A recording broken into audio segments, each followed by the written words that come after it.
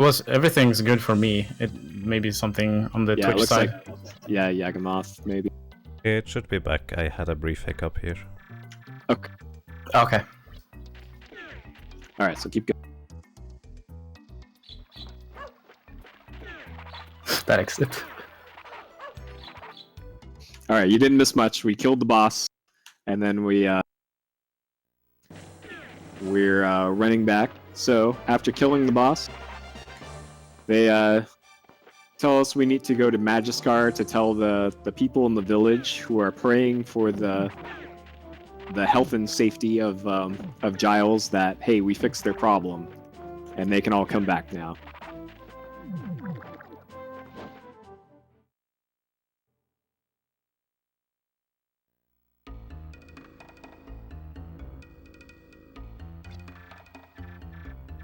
Huge fan of this dungeon, but it's also one of the more dangerous ones.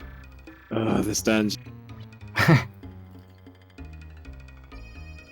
Gonna have to be very careful, but I think I'm good on healing items. Yeah.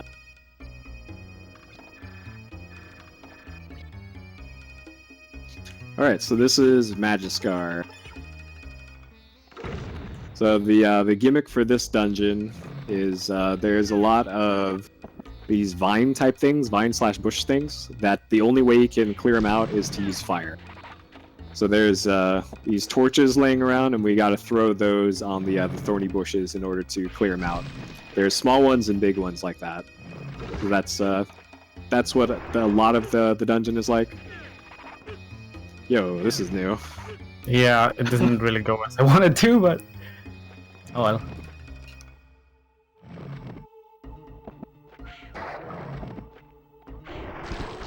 So there you can actually get that torch without having to go all the way around. You can actually just grab it from below.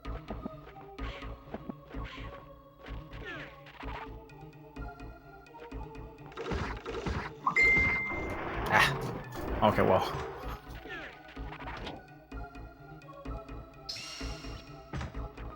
See if it goes better this time.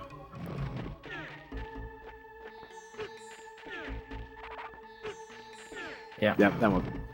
So there's the damage boosting in action.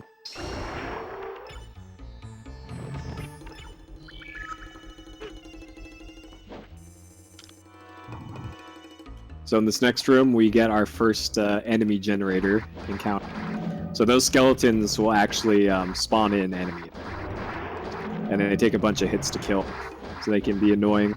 You have to get really close to them to be able to actually. So that can be trickier than it looks. Oh. This is a fun room to do in 100%, because you have to get over to that chest in the corner with some really weird bomb throwing.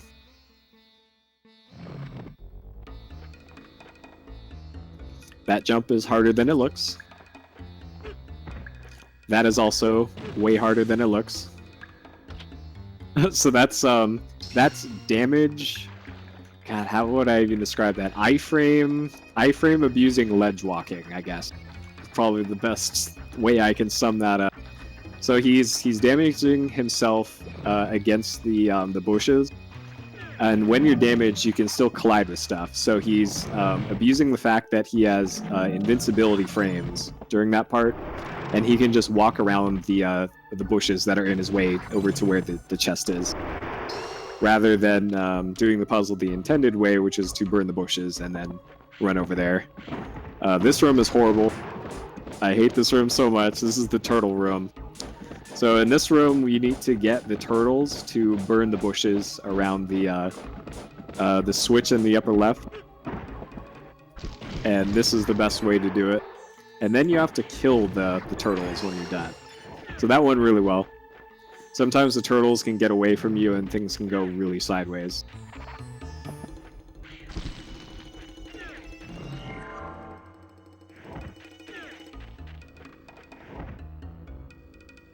So there's more platform riding. This platform will just automatically go in the direction that you're facing.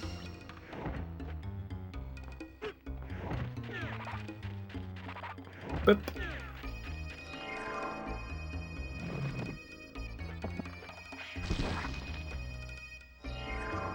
Alright, this next jump can be kind of tricky. Luckily, we have the power of item jumping to get us across it easily. If you don't do an item jump there, that jump is really tough to do, and it's an intended jump. You have to do it.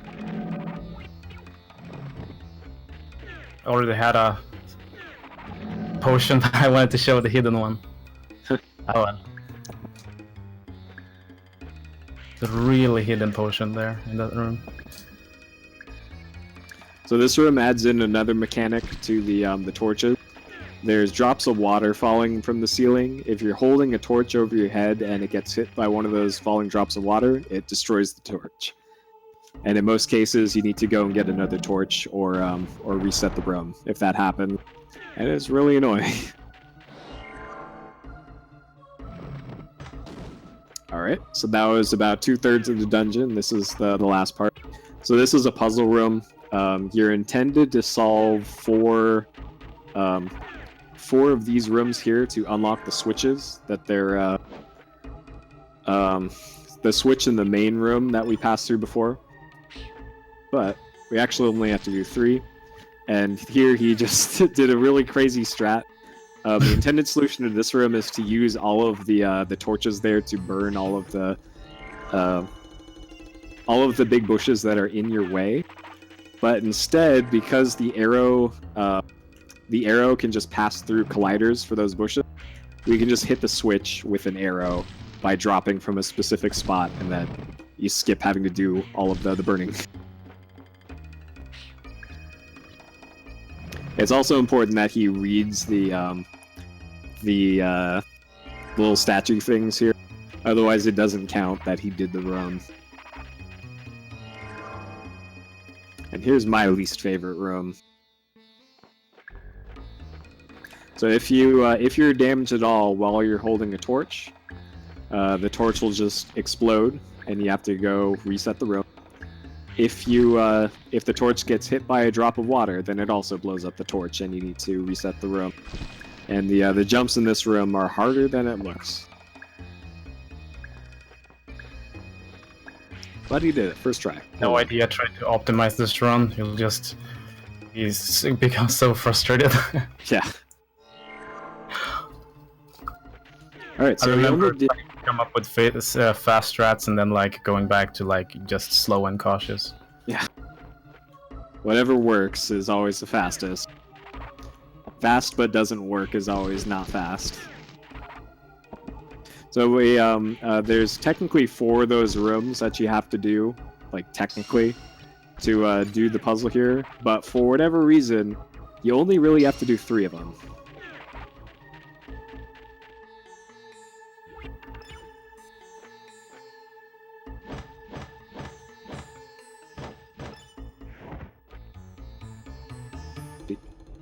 But it turns out the bottom right switch is already in the position it needs to be in. So you don't even have to do the bottom right one. So this room has a bunch of different ways you could do it. I'm not even sure anymore what the intended way to do this room is. Oh, almost. That's too bad. Like, I legit don't know how you're supposed to do this room. The way that I do it is I grab the barrel off to the left, and then I do the similar thing to what he did.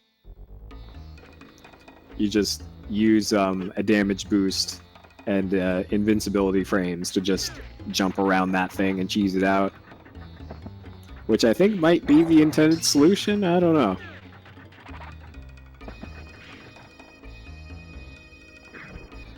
So here we're almost done. We just clip right on through that stone head there. Do a little ledge walk here around this bush. Damage boost in this dungeon. Yep.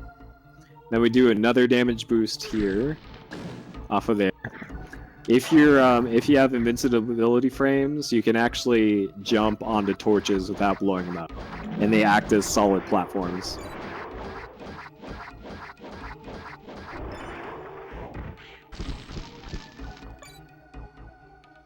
Alright, so now we're into the boss. This boss is horrible. I'll just let him do it. Serious time.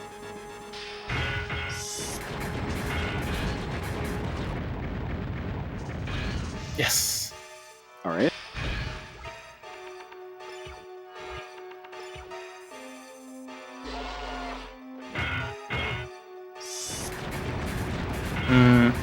Oh, okay.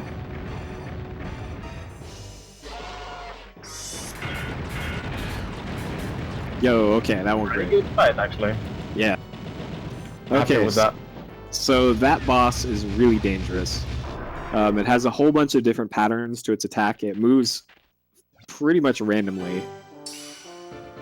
It can regenerate its armor on its back, and when its armor is lighter colored, you can't attack the head. The only way to properly damage the boss is to hit its head.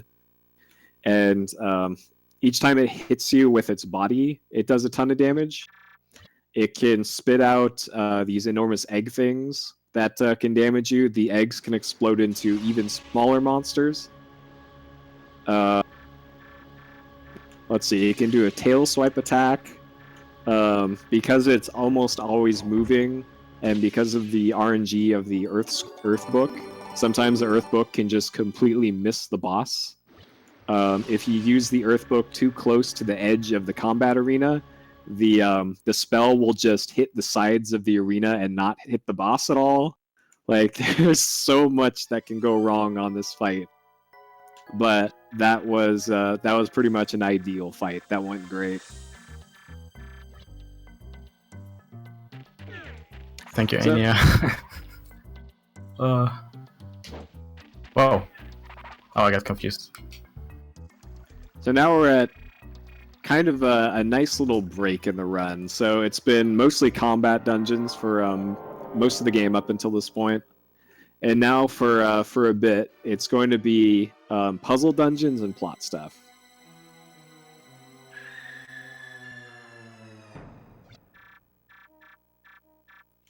So what's happening here is we're getting another premonition from the psychic girl in the village.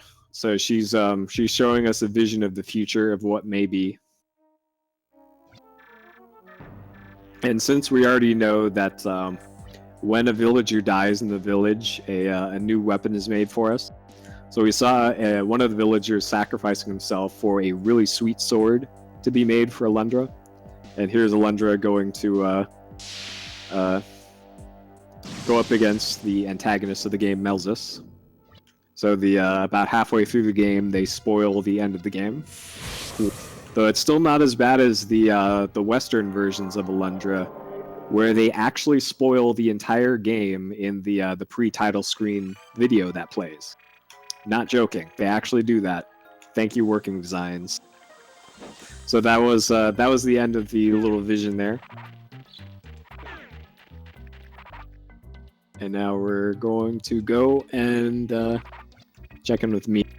So Mia has her suspicions that the sketchy man in the sanctuary, the spiritual leader of the town, is up to no good. And we're gonna go talk with Septimus about it, as we also think he's a little sketchy. I was gonna go to his house, but I didn't remember he's at the sanctuary. So here there's a pretty neat trick that we're going to do here. Normally what we're supposed to be doing here is breaking into the sanctuary because the door's closed. Normally the game wants us to go all the way over to the graveyard, jump on a gravestone, go around the wall to the back of the sanctuary to get in. Instead, we're going to do this. It's amazing. And what that does is it breaks the window on the back of the sanctuary because the wind spells, the spell that we use, auto targets 5 targets on screen. And because the window's a target, it just hits it from where we are. And it automatically puts us into the sequence that breaks us into the sanctuary. So that saves like 30 seconds. And it's amazing. So this was the start of the sanctuary dungeon. There's no combat in this dungeon. It's strictly a plot / puzzle dungeon.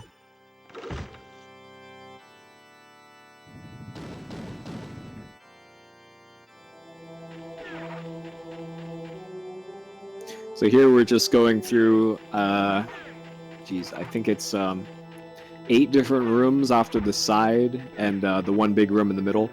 Septimus is in the big room here. He's investigating for suspicious things in the main part of the sanctuary here. So we have to talk to him every once in a while, and it will usually open up a door somewhere else in the sanctuary. So what that did was open up this door here, where we hit the switches. And that does that. There's a dialogue box here saying, "Hey, Alundra, come talk to me, please." No? So instead we run away, and you can just go straight to the next puzzle thing, rather than talk to Septimus again. RIP. At one point I had a free time save there because I thought you need to speak with Septimus. So we go over here to Spooky Book Room. Alright, if you're easily spooked, cover your eyes for this room.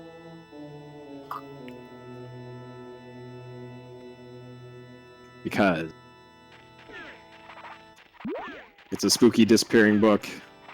Alright, so we only have to run up next to the book once, so you can uncover your eyes now, by the way. You only have to get the book to disappear once, and then you just go back to Septimus, tell him, "Hey, this is too hard, come help me." And then he'll come help you deal with your spooky book problem.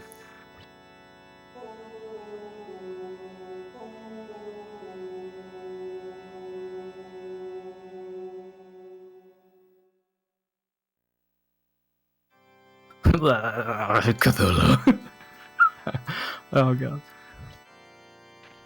Oh. So the book has a consistent pattern here. So you just do it the same way every time. It's nice and quick and easy.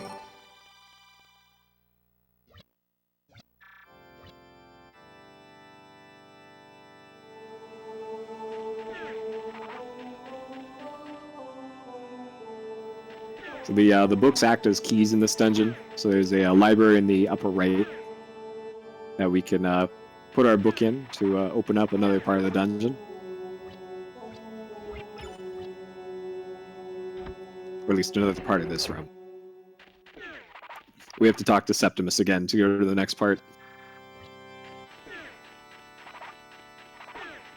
And all he's saying here... You get both books at once. Yeah, Hello. if only. All he's saying here is, "Hey, I found a switch, let's push it." That's pretty much all that is.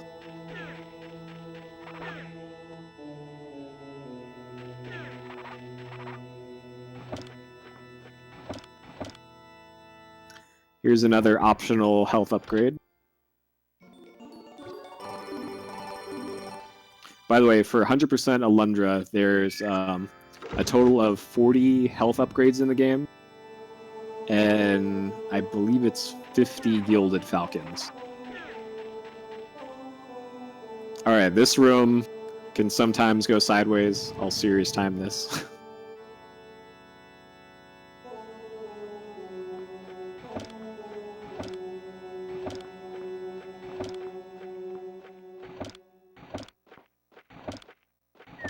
Alright, you got it.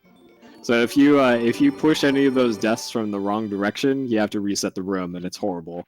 It's actually easier to do than it looks to push those desks in the wrong direction. So that gave us another book, which is another key, which will open up another part of this room up here in the library.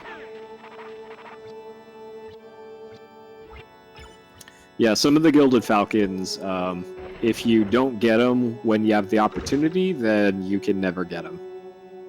I think there's 3 or 4 throughout the game that are permanently missable if you don't get them. And again, the 100% run of Alundra adds about 2 hours, or it adds an infinity hours to the run because of the roulette table. So this gimmick here is that whenever you step on the carpet there, it causes the switch in the chest to disappear. But if you get over to the chest before it falls in, then it can't disappear. Yeah, the Gilded Falcon right at the beginning of the game in Olin's Dream, you have to, 1, beat all of the Murg quickly, and then you have to get the chest, open it, and then dismiss the prompt for getting the Gilded Falcon before the dream ends. That's the important bit. You can actually get screwed out of getting that Gilded Falcon. You can open the chest, and then the dream can end before it gives you the text box that you got it, and then it doesn't count that you got it. It's actually done that to me before. And it's actually harder to do on the Western versions of Alundra because the Merg take 2 hits to kill instead of 1. So it's even harder to do on the Western version. So everything that we did in this dungeon was just to get down here to the secret basement of the sanctuary, where sketchy priest Ronin keeps a statue of the final boss of the game. Weird. So they're essentially confronting Ronin here about, hey, what are you doing with a big statue of the final boss of Alundra in your basement? That's And he's just saying, well, everybody else does it, so I guess it's fine. And then they leave. They could have just ended it here, but Alundra things. So another nighttime sleeping sequence. We get our HP back and our MP back. Not that we would have lost any in that last dungeon. I don't even know how you would do that. But you do have to use up 1 MP. Alright, so there's the Power Glove item. It's so bad. And you might recall earlier we were talking about why we had to kill ourselves 20 times in a dungeon earlier. That was for the legendary sword, and now that we have the Power Glove, we can technically right now go and get the legendary sword. But there's kind of no point right now because we don't have to fight anything in the next little bit, so we'll hold off on that for a while. So at this point in the story, we have learned that somebody's been murdered again, though this one is different from the previous ones.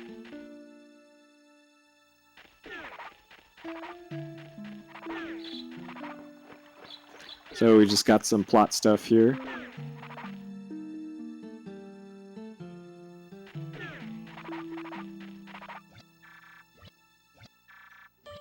So we find out that Sybil's been killed. The NPC that he just talked to tells you the exact same line 3 times during this sequence. I don't know if that was like a mistranslation or something, but that's certainly a thing that happens here.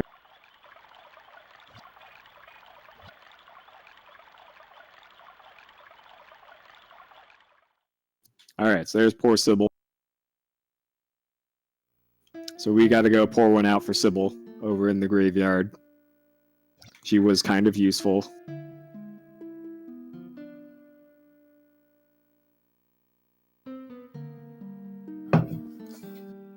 Yeah, the unfortunate thing about the plot stuff and the Alundra speedruns is that text skipping in this game is not straightforward. Like, for some RPGs, you could just, if the game allowed or the community allowed turbo, you could just turn on the turbo on your controller and blaze through those cutscenes and dialogue. In Alundra, a turbo controller will actually let you skip text slower than manually skipping by pressing the button. So, so even if we wanted to use turbo controllers in Alundra, it would not help at all, which is unfortunate. Because again, in order to skip text in this game, you have to hold down the square button to make the text go quickly, let go of square, and then press it again to make the line go by. And you can gain and lose real amounts of time in the speedrun by having good text skipping, or vice versa.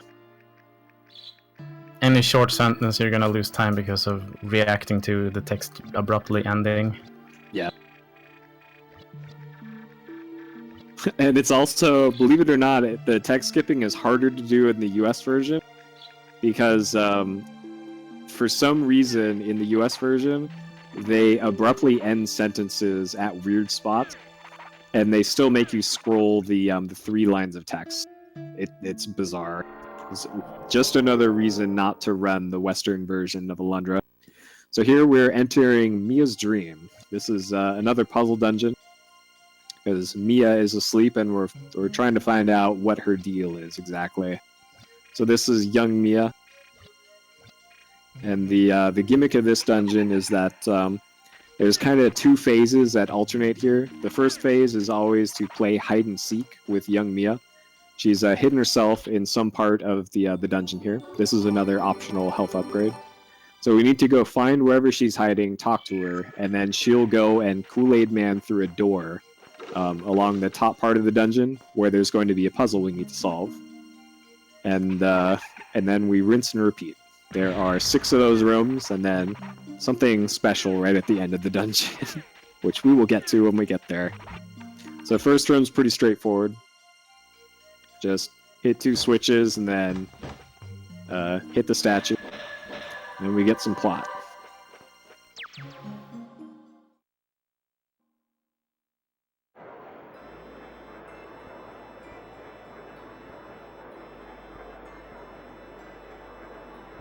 So the little plot sequences here are telling us a story of Mia's younger days.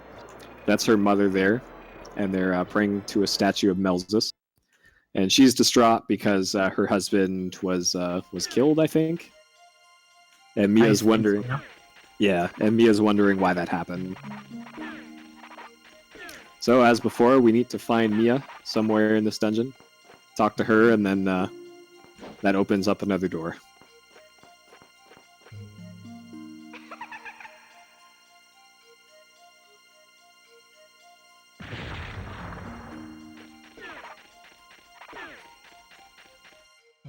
Well, it is everyday usage.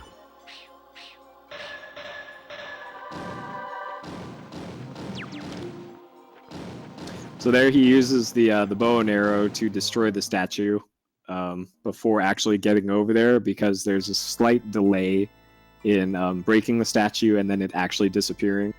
So he removes the time of having to wait for that statue to disappear by breaking it beforehand. Yeah, the girls' hiding places are the same spot every single time, which is nice. So it would be kind of a pain if it were RNG. Yeah.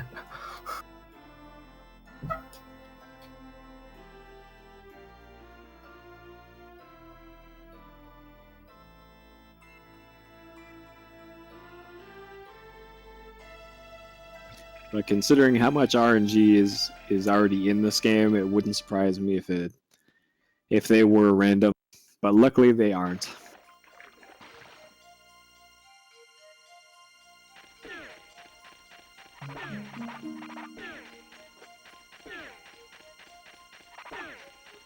So the second scene there, by the way, was them in the library and Mia's mother doing some research on Melzus. She got a book called Evil People, and Melzus was in the table of contents.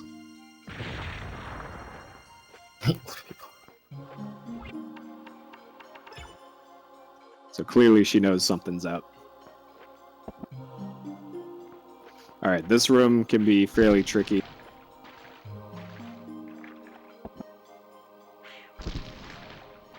Lots of tricky, weird perspective jumps in this part.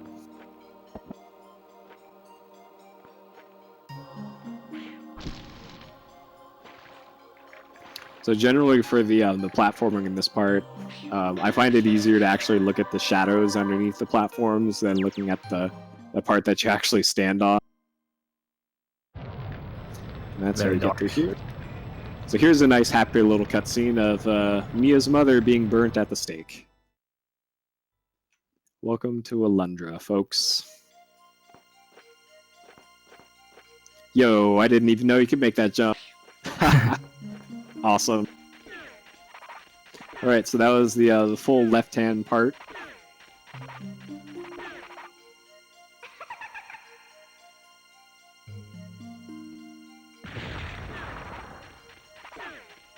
By the way, Mia's mother was killed for the mere suggestion that Melzus might be evil. When's Nerud? Nerud is right after this. And we do the dungeon a bit differently than you might have seen before.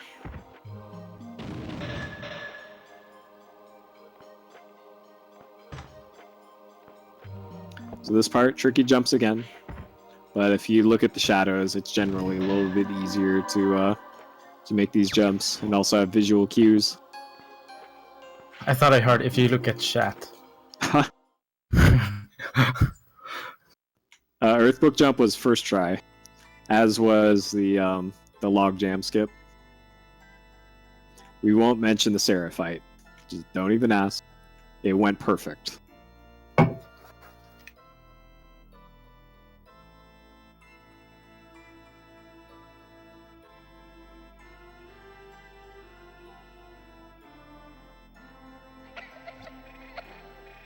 Alright, so this is Mia hiding from the nice people who just want to have a chat.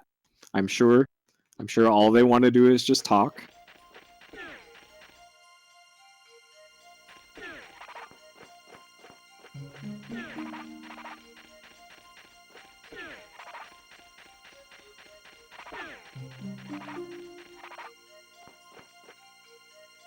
This is a really bad hiding spot, so nice and easy to find her. So here's the fifth room of Mia's dream. If you played this casually, you might remember this room being horrible. I use a different strat than Spiriax does, but the end result is the same. We both do it very quickly. Whoa. Oh my god.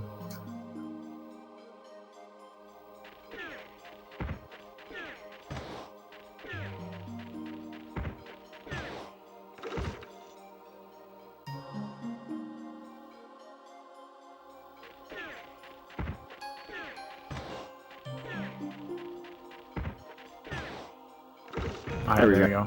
Alright. There was a time where I was like super consistent with this, but lately I've gotten some problems and I need to work on it. I'm not sure what I'm doing wrong. Yeah, it's really tough. Like casually, that took me probably like 15 minutes. Yo, Magikarp. Thank you. But it's supposed to be a 100% reliable strat. Maybe it can be if I work on it a bit more. We'll see. Yeah, my way just uses visual cues, but that can also go wrong too. Alright, so this is Mia saying I should probably get out of here. It's probably not a good idea to stay in this village.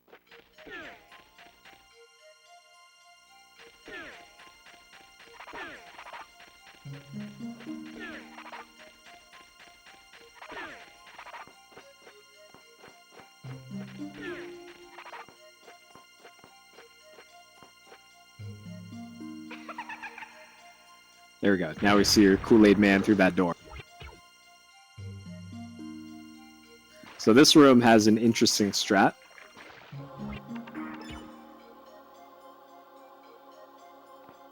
So you're intended to burn those bushes to go around it. But he can just do that because he's a god at Alundra. I've gotten that strat maybe once out of many, many, many attempts to do that. So the intended strat is to use the barrel in the top right and the torch to burn those bushes to just get them out of the way. Or you do what Spiriax did.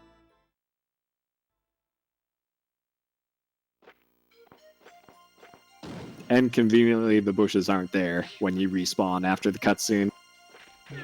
So that cutscene was Mia just saying, when she showed up at the village, that she sensed Melza's evil affecting this town as well, and that she better do something about it.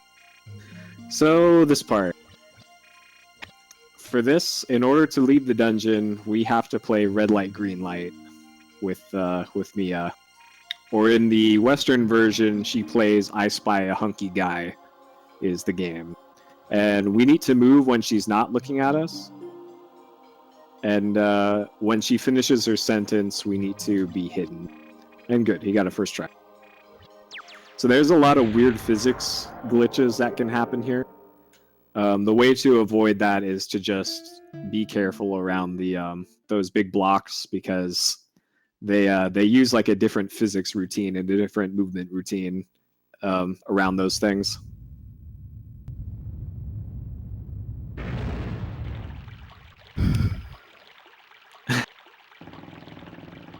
All right, so this cutscene's intended to show you where you should be going next, like where you should be exploring. This is a little water mill off to the northeast of the town. we won't quite be going over there. But first, we got to go turn in our plot business by talking to Septimus outside.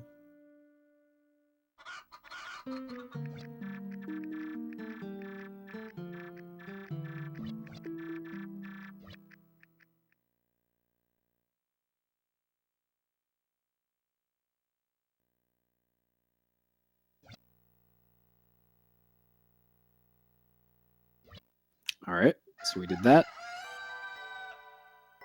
All right. So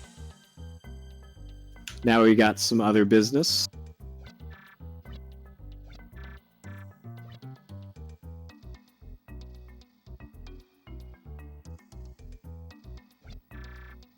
So Jess essentially tells us, hey, we should go explore. I think he maybe mentions that we should go to the cabin on the beach. Yeah, he does actually. Yeah.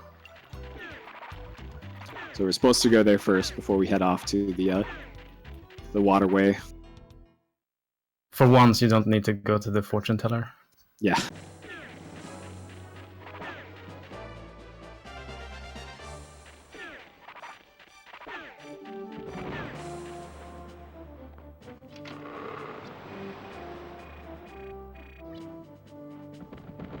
Alright, so inside this cabin Hot dog. is one of the most useful items in Alundra. If you've played this game before, maybe you don't know that this item here, the hot dog, is more useful than it might appear to be. But we'll get into those applications later. For now, just know that we got a hot dog. It's actually called the spring bean. You're supposed to throw it in those yellow dish things to make a little springy platform to let you jump up. But it looks like a hot dog. So now that we got the hot dog, we can go turn in our 6 minutes of dying over and over again. Oh, let's see if we can. We already did. Let's see if we counted correctly. Yeah. I couldn't stop laughing at all the hot dogs. Yeah, there. If you have Franker Face Z, there is a hot dog emote. Fill up that chat with them. Alright, so we counted correctly. We died 20 times in the previous, like about an hour ago. And that unlocked access to the legendary sword. So we were able to get it. If you are below 90 quick restarts by this point, or no, below 20, 19 or below quick restarts by this point, he'll just say, hey, you're not bad enough at the game for me to give you this. And then you just have to go and quick restart a few more times. And that has happened to me in a run before. Embarrassingly enough.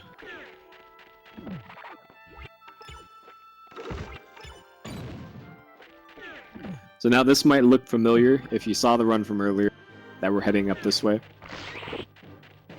So this is also not quite the intended path to New Rogue's Lair. We were supposed to go via the underground waterway by the water wheel, but instead we're going over here.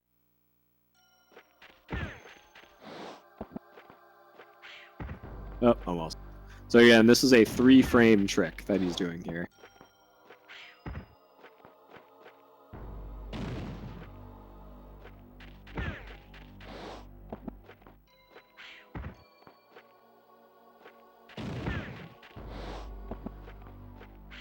All right. There we go.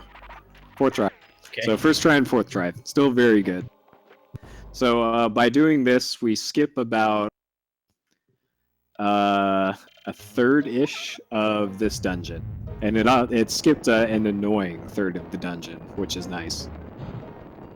So there's another application of that weird pushing glitch.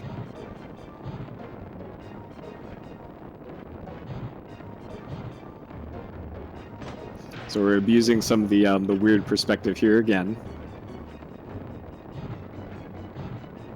And then here's another application of that the bomb jump. Right there. So that skips having to climb up to the next part and then fall down there. Actually, I remember I don't need to throw away the bomb. I think you actually mentioned that in your tutorial. Yeah. Well, I used the hot dog, so there's no danger of I getting lost blown some up by time the there hot dog. Oh, right.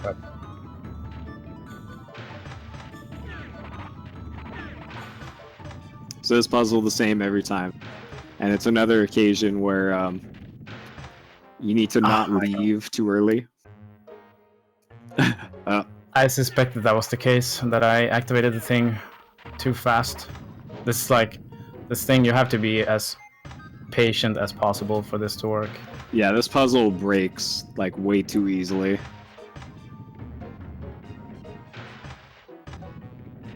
And you can technically, if you move precisely enough and fast enough, All right. you can actually get on the other side of those gates there and just soft lock. So you don't want to do that. Even though you can, just don't do that. You'll just be stuck.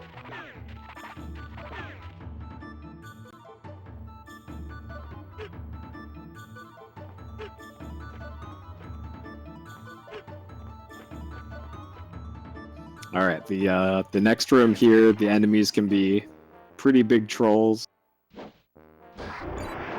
Though if you move the same way every time, they should also have consistent movements.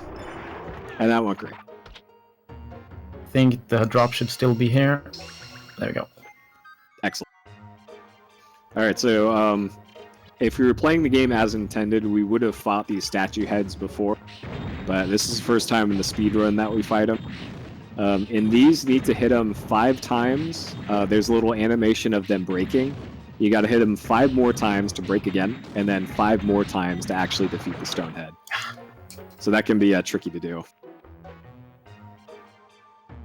And it doesn't matter what you hit them with, as long as you hit them 5 times. Or just hit them.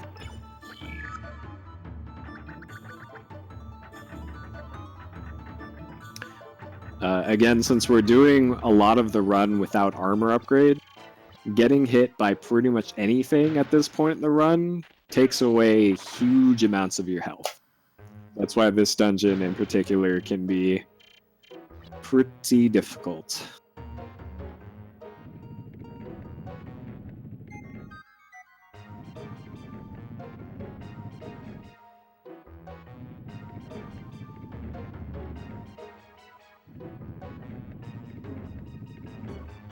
So for this this puzzle opens up one of the giant statue's hands that's outside, and this opens up a door that we'll get access to later on.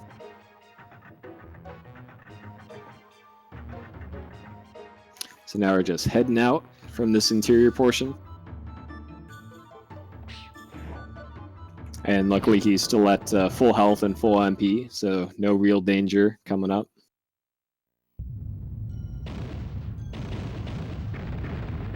I always forget, but I should have taken the blue potion since you will be getting one soon. Yeah. But well.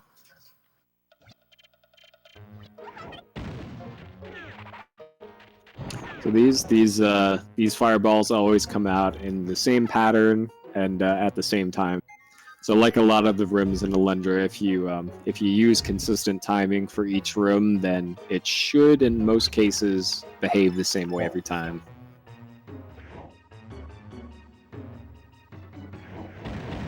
So this is the 7 statue head fight. This fight is kind of difficult casually, but there are safe spots where you can still hit statue heads, but are in no real danger of getting hit by any of the fireballs or big old lasers being spewed here. Because normally those little fireballs will, whenever they get to the same horizontal position or vertical position as you, they'll curve over towards you, which we should see in a second there. See that one on the right, whatever to where he is? But if you're too close to a statue head, or too far north on the screen, then they won't turn left to go get you.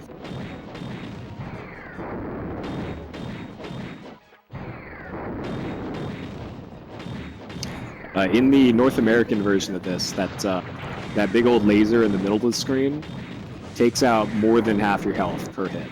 So if you're already a little bit damaged by the regular fireballs and then you run into that, it'll just straight up kill you. Oh, what? I actually want that.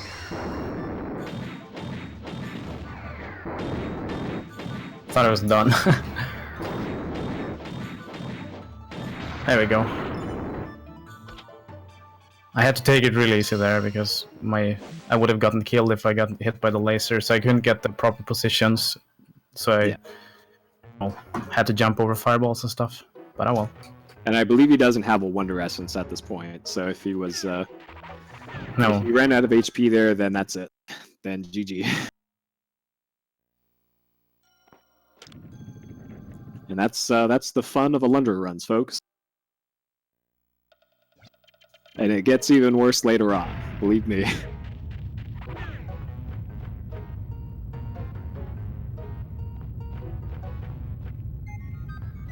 So this, you just got to get up to that switch before that block goes down. There's a hidden chest right here, which has a blue potion. There, got up. So it's going to do a little skip here. So enemies can still be hit even in cutscenes. So that bomb that he placed off to the left actually kills an off-screen dwarf that spawned off to the left. Because normally you're supposed to kill all 4 that are there, but he kills the one off to the left before the fight even begins. As normally you have to wait for these guys to jump around the room and get back up to the platform that you're on. All right, here's the Nerude fight. Spiriax, I'll leave the commentary for this very difficult fight up to you. I'll be back in a minute. Yeah, I need some serious time here. Really hard fight.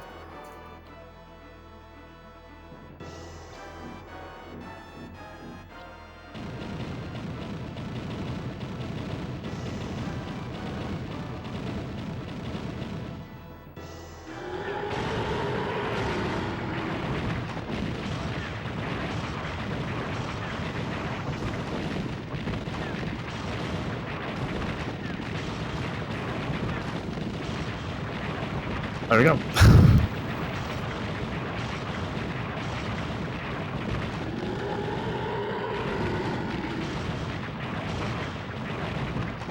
When I get through this part on emulator, I just hold the speed up button and just hold down, mash, jump, and attack.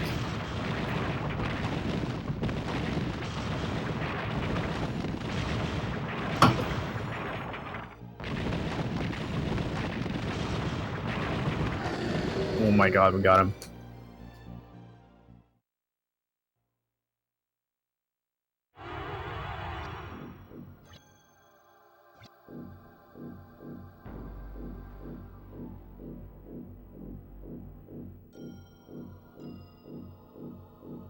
Pretty?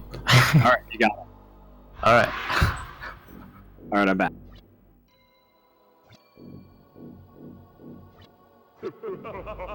Alright, so that was the Nerude fight. I don't know if you explained it, but essentially that fight's an auto-scroller. Yeah. So what's going on here is that we've been judged as worthy by the god Nerude, but then suddenly the god gets blown up by this guy. This is Zorgia. We'll see him again later. And Zorgia was scared off by 5 of these guys, which we can kill in 1 hit with our sword, but he's not scared of us, apparently.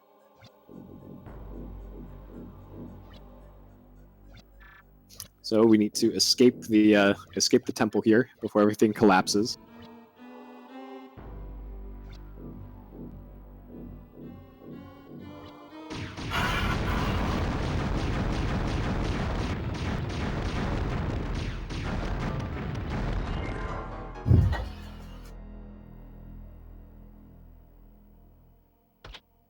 So here we get our sigil gem, or whatever that is. to open up the final dungeon. I think we have like three or four of them at this point. And as a sorry we tried to kill you parting gift, we get a I think that's a water cape. And then this guy gives us $50 as an additional sorry for trying to kill us this whole time. So the green cape is not really useful, at least for any percent. And the 50 Alundra bucks is actually a bit more useful.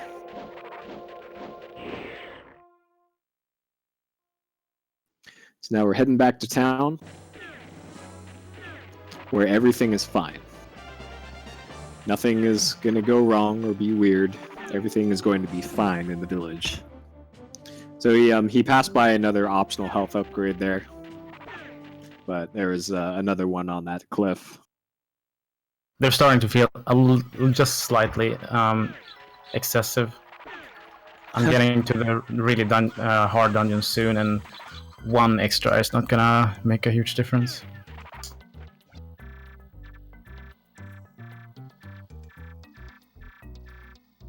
Just important that I have some healing items. That's the It's just enough to get by. That's part of the strategy for this. So we talked to that guy in the house there, and all that dialogue was, "Hey, I almost died. Ronan was nearby when I almost died. Was Ronan trying to kill me? Yes or no?" And we answered yes, because obviously. And now we're talking to Mia about it. Mia also thinks that sketchy priest Ronan is up to no good. We So also we're gonna figured go- out there that when we pray in the sanctuary in the beginning of the game, we actually we let Melsa see what we are seeing. Yeah. So He infiltrated our mind or something. It's just Alundra things. So now we're talking to Ronan about it. Where we got all this dialogue of him saying, "Hey, so what?" That's it's pretty much the gist of this conversation. Is, "Hey, Ronan, you're evil. So what?" And then they leave. And then we find out that Ronan is actually Sinistar.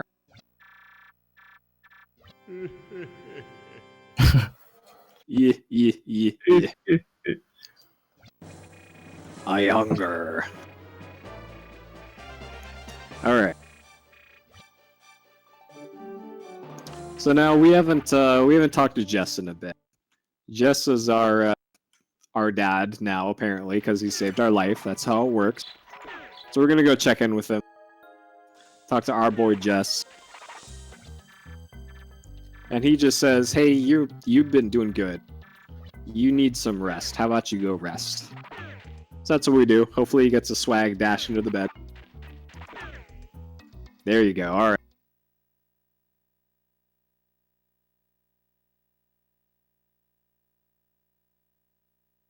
So now Jess is going to creep on us while we're sleeping.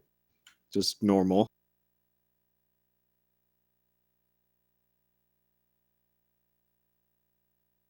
But everything's fine. We're sleeping. We get our HP back, our MP back. What can go wrong?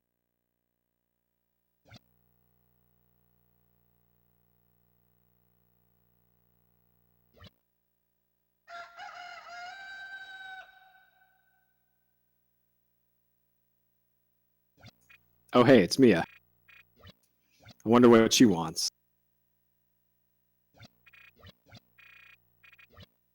Well, press F, folks. Pour one out for Jess. I want a wall of F in chat.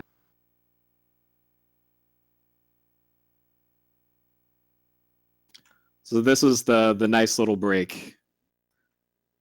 Roughly halfway through the run. We're a bit past it.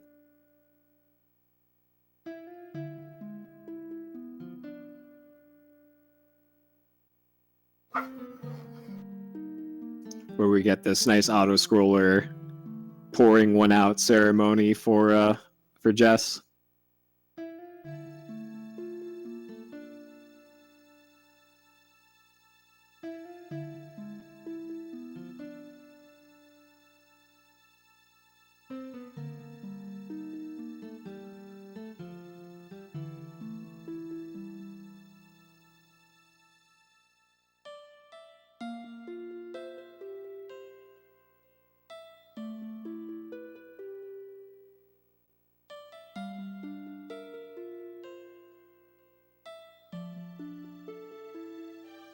Oh, I guess I didn't mention it in the previous dungeon, but Nerud's Lair was the first dungeon where we had proper access to the legendary sword, and those the dwarf things, the little green and red guys, with the weaponry that you're supposed to have at this point in the game. In the Japanese version, I believe they take 2 or 3 hits.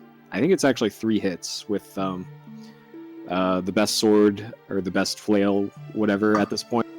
But obviously, because we had the legendary sword, we could just kill them in 1 hit. So that's a big part for why the legendary sword speeds up parts of the game. Because normal enemies generally die in 1 hit, and bosses are way shorter.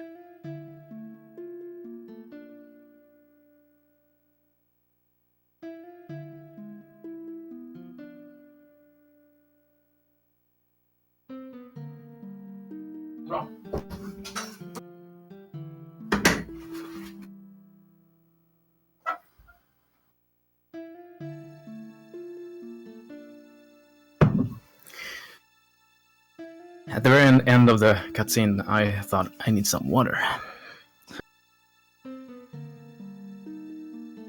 Alright, so now we got text again.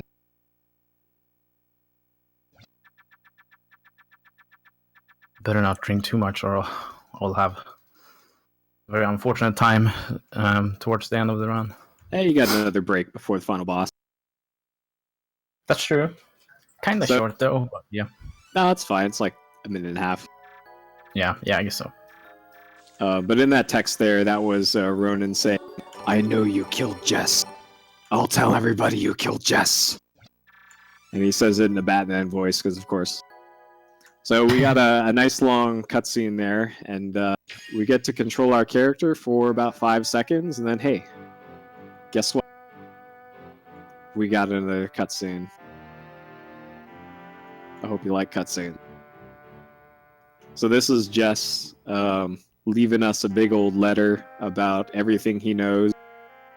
And surprise, it's everything we had already pieced together ourselves. That, hey, Ronan's up to no good.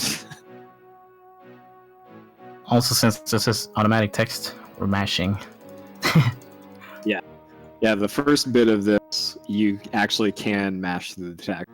So the one part of the speed run where a turbo controller actually probably would save a little bit of time, but only for this like 20 seconds of auto advancing text.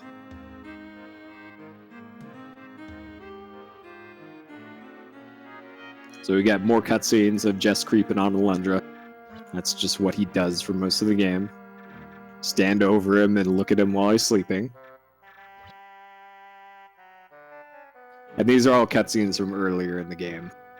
So obviously you remember this. This was right after we were saved from the beach. After the no signal screen. You remember that?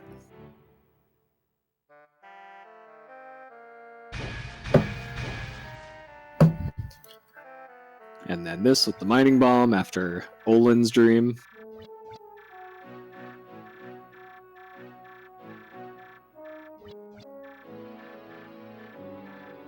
I wouldn't sleep either if I were Alundra. Most of the village hates me. Werewolves tried to kill me in the middle of the night. Mia can just barge in whenever she wants. Jess creeping on me. And enter stream. Yeah. I wouldn't sleep either.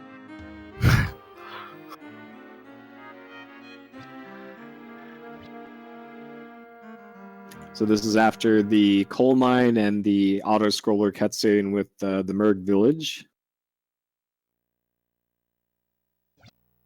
And now we finally get control again.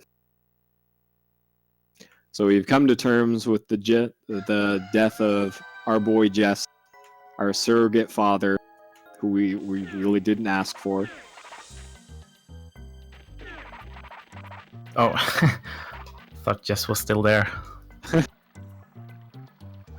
All right. So we're just getting over our grief, and then all of a sudden, this guy who has been talking smack to us the entire game, like that guy is probably the worst in the whole village. All of a sudden, he needs our help. So that way he's pleading with us to go and save his daughter. So that's over here for Eline's dream.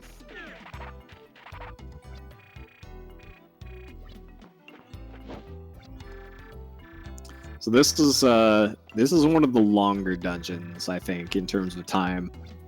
Like this split for me is like almost an hour-long split. That's just how big the dungeon is and the auto-scroller cutscenes. It's a huge dungeon.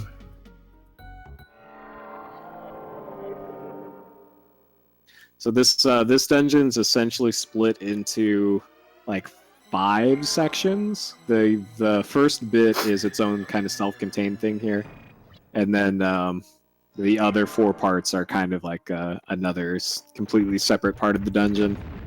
So the gimmick of this dungeon, which is Eileen's dream, is that both Alundra and Mia are simultaneously in the dream at the same time. So there she is.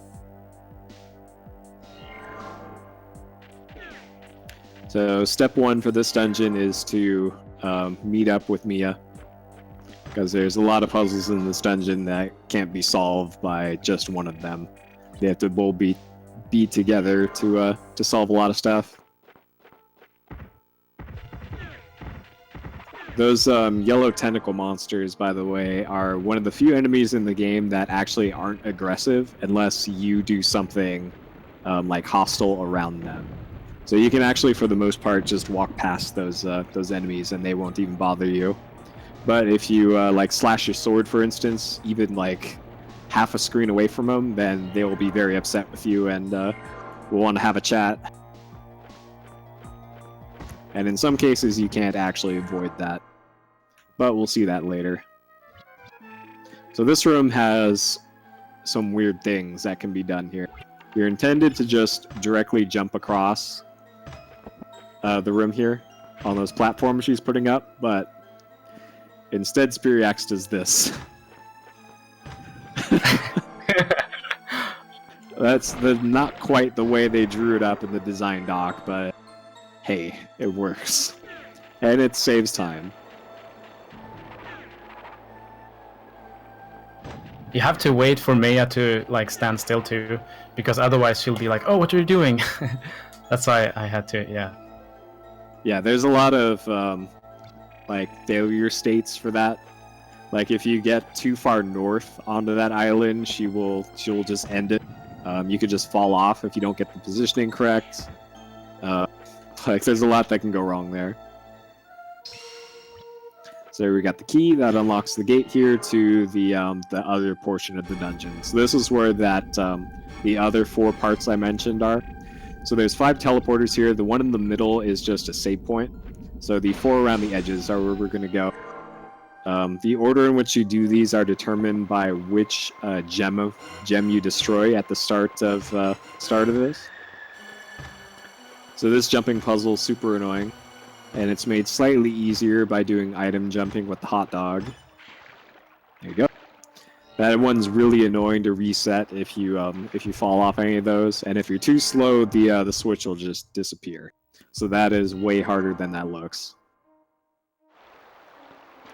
So the gimmick for this, there's multiple gimmicks. One of them is that that room he was in 2 rooms ago and just stepped on a switch and left immediately. That raises and lowers pillars throughout the dungeon, and that unlocks certain chests and ways through the dungeon. So a lot of the routing through this is grabbing the keys that are in chests scattered throughout here. There's one of the keys. The chest on the left has a healing herb, which, since we take so much damage from everything at this point in the game, healing herbs are highly recommended to have.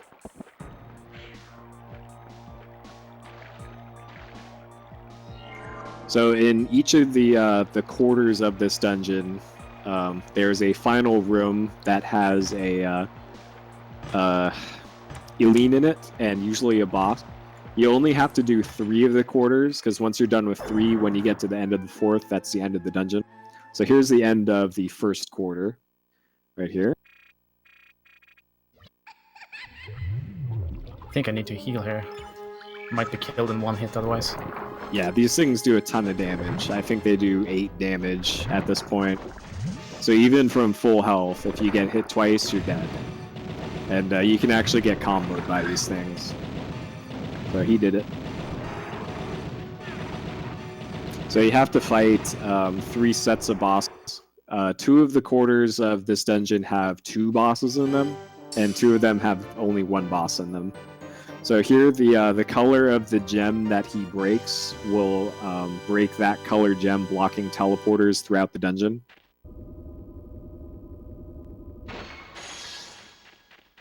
All right, so he went blue to purple is his route through here. I take a slightly different route.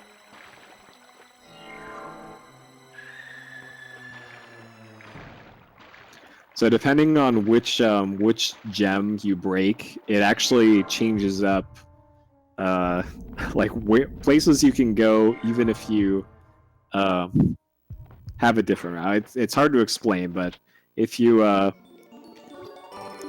just do the dungeons in just a different order, it actually completely changes your route throughout the dungeon.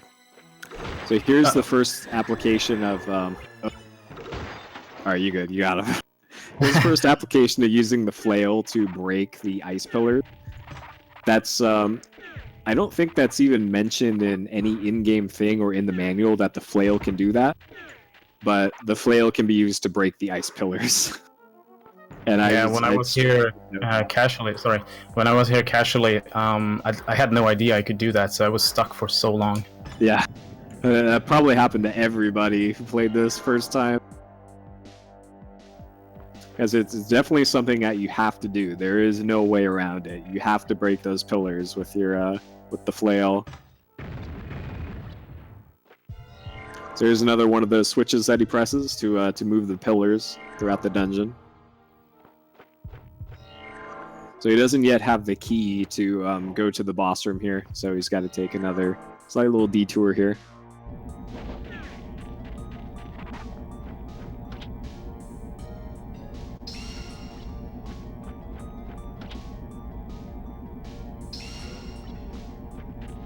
Wow. Ah. Alright, I'm good. Nope, I'm not good. Another thing worth mentioning is that the shoulder charge attack actually does as the same amount of damage as the weapon that you have equipped. So you might remember at the beginning of the game, we used the shoulder charge attack to do slightly more damage to one of the first bosses, the gelatinoid.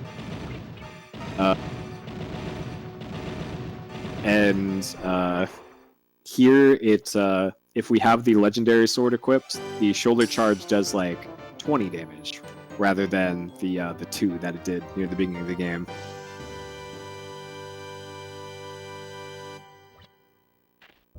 Hello.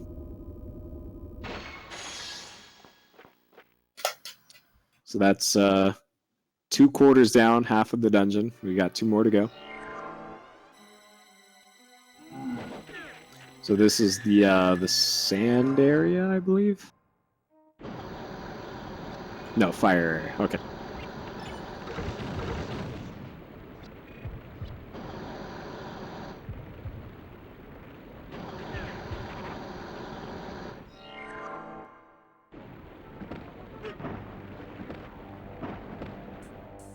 So here he's got to go move those pillars again using the button over here.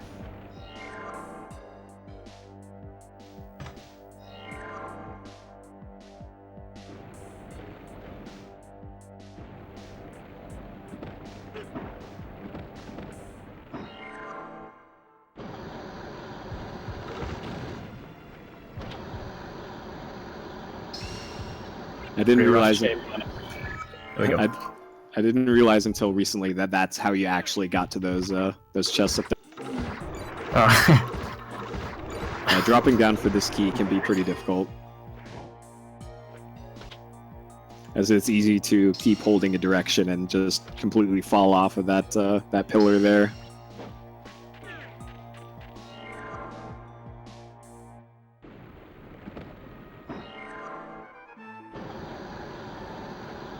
Oh. There we go. Now we could. This room is fun. Yeah, this is another one of my least favorite rooms in the game. So there's a clear winner for me for least favorite room in the game. We'll get to that in a bit. Alright. That went well. So the puzzle for that is that you need to cover up the larger of the fire geysers with a rock. Now we're fine, because now we're not sliding around. Yeah.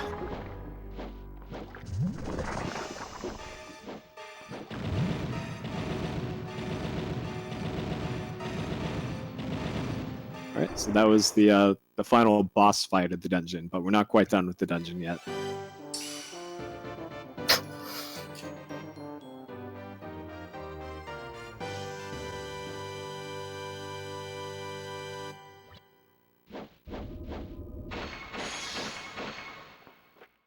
Alright, so that broke the last set of crystals. And now we're off to the sand area.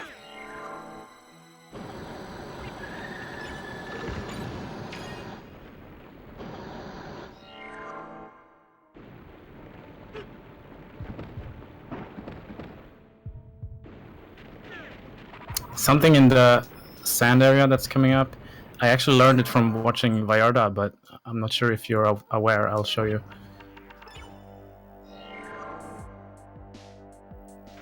Vallarta was the original world record holder for Alundra. Here, you don't need the cape. You can just jump on this rock here. Oh man. Alright, that is way faster. Yep. You only need it for the way out. Huh. Pretty cool.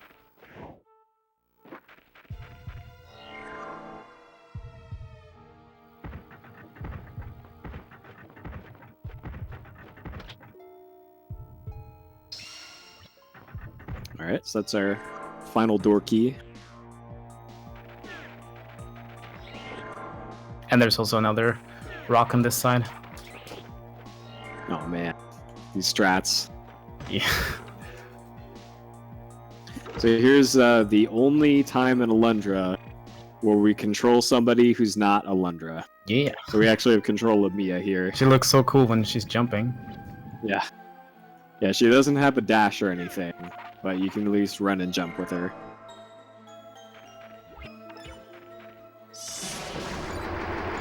Here you can just do that, because those gates won't go down unless the worms are gone.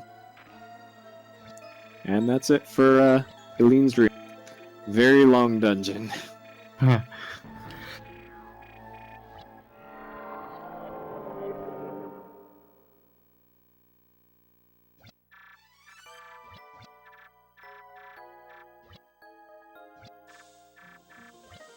Yeah, this is a very long game. Casually, it took me 34 hours to beat this. So it's definitely not short.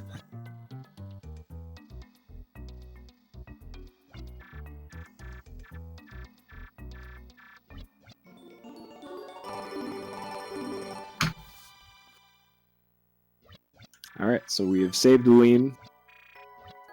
Her grateful father gives us a upgrade to the flail that we have, so we have the steel flail, I believe,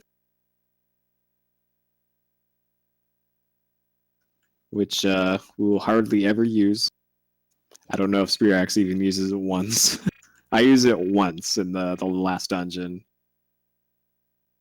What item did you talk about? The steel flail, the upgraded flail. Oh, yeah, there's once for me too. Yeah. Not did you really... Well, I guess you have to, but you don't need to charge it, really. It's just for fun. Yeah. So we're woken up in the middle of the night again, because Giles is in a bad way again. So he's having another nightmare, and they want us to help. The worst plot parts are over, by the way. Yeah, it's for the most part gameplay from here on out.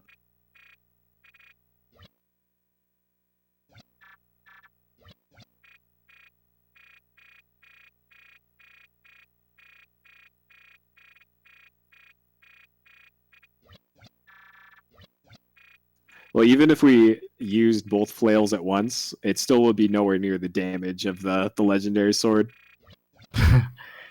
Yeah, the flays are so like underpowered in general because before you go to a lean stream, there's an optional dungeon where you can get a sword, and even that sword is stronger than the steel flail we have now.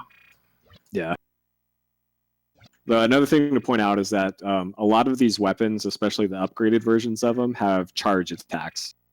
So there's two different attacks. You can tap the square button to just swing your sword, for example, or you can hold down the square button and charge up the sword, and you have to wait for an audio cue. And then when you let go of square, it does a more powerful attack. Here's a nice little time save here. You can just cast the wind magic once, and you can just end this fight immediately before it starts. Gotta celebrate too, of course. Yep, that hard boss fight. But yeah, back to the charging thing. The legendary sword is so powerful that it doesn't even need a charge attack. The only kind of attack that you can do with the legendary sword is the standard swing. And even that is, I think it's about twice as powerful as the next powerful thing. Just the regular swing the sword thing. So Giles has turned into a werewolf now because Alundra. Because bad dreams. That's why he's a werewolf now.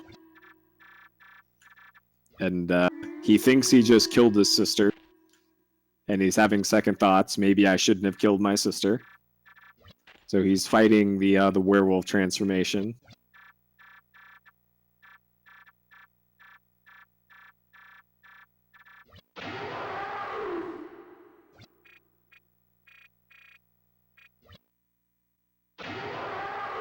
And I like this here. Not only does he pass away, but he like vanishes. Yeah. Okay. He dies so hard that he's just not even a thing anymore. Yep. And as it turns out, his sister is just fine. Oops. Well. Just Alundra things.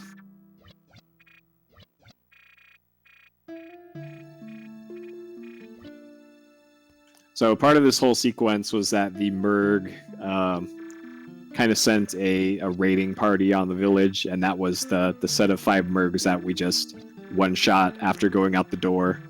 And everyone in the village is concerned that the Merg attacks might get worse and worse, and that somebody should do something about it. Guess who that someone is? Alundra. So we're gonna have to go check out what's going on in the Merg Woods.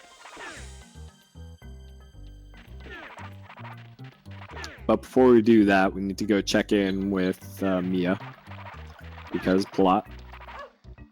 Good morning. That's probably a bad sprint.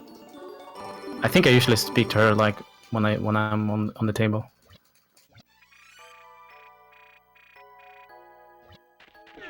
So here she gives us a giant jewel, which is a key to the entrance of the Merg village.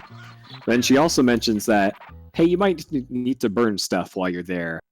How about you go get something that you can burn things with? And then mentions that, hey, there's some place called the Fire Manor off to the southwest. Maybe you can get something to do with fire there. They pretty much spell it out for you, but we need to go to the fireman. So here's a nice little skip that normally you're supposed to go fairly out of your way to get over to where the Fire Manor is, but instead Spiriax can do this.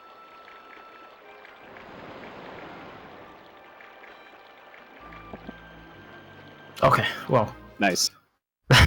So he just skipped a fairly long overworld trip and a few of these little cave sections by just doing a hot dog jump over to this little cave from a very narrow walkable section by the waterfall. You could just jump over to where this other cave is and skip a decent amount of stuff. Oh, the room before, I also got the fastest way to beat that one. I might have to go pick this one up. Yeah, he made a really tricky cycle for the spinning platforms there. So you might be wondering, we were able to do this this item jump skip a long time ago from when we got the bomb, essentially, like towards the beginning. That why we didn't just go here immediately and go get the fire wand at the start of the game, and it's because of that screen that we just did. We need the hot dog to be able to get up here. There's no way around it. So here's the Fire Manor. You might remember this this dungeon as being horrible back in the day. Instead, we just do this. So you're intended to play Fireball Pong. You're supposed to guide a fireball into those torches to light them, but the bomb explosion also lights them. So rip. That puzzle isn't really a puzzle anymore. And the same thing here. There's a little bit of fireball pong at least. Right there. Huh. And Yeah, the then this, fireball pong was so annoying, so it was nice that there was a skip for that. yeah, that was legit one of the worst parts of the old route was Fireball Pong. Mhm.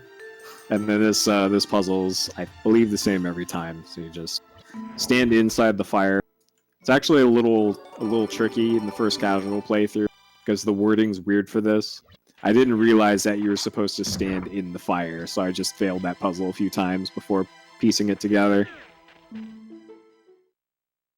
Yeah, it makes no sense because the game didn't really teach you to be able to stand in the fires. Yeah, usually fire bad, but in this case, hey, just stand in the fire, it'll be fine. Sure. But we'll certainly find out later that fire bad. Fire is really bad. Alright, so now that we got our fire wand, we're going to head over to the Merg village.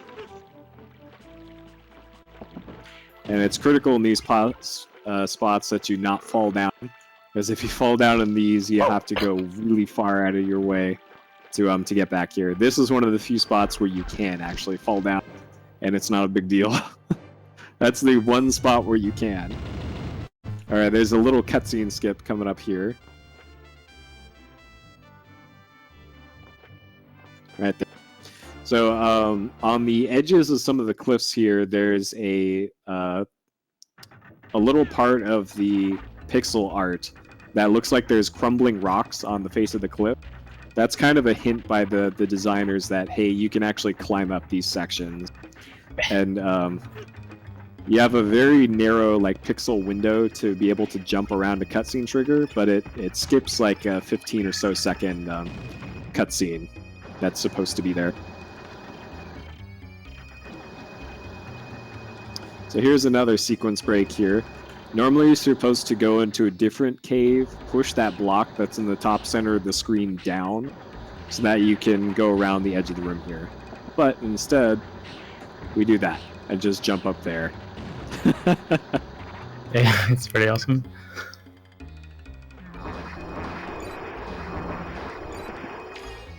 Now here we gotta kill these mushrooms to open up this.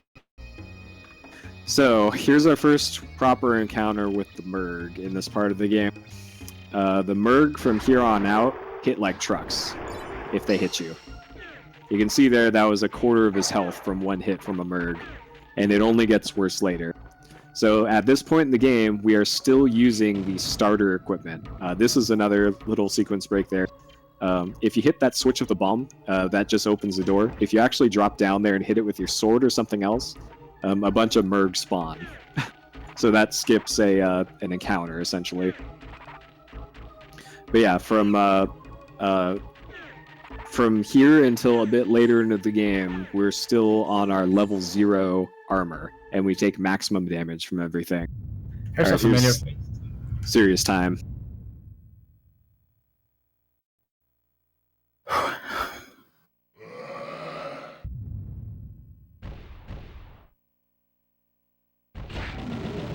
Whew. Oh man, okay, you got him. Good job, man. It was close. It was close though.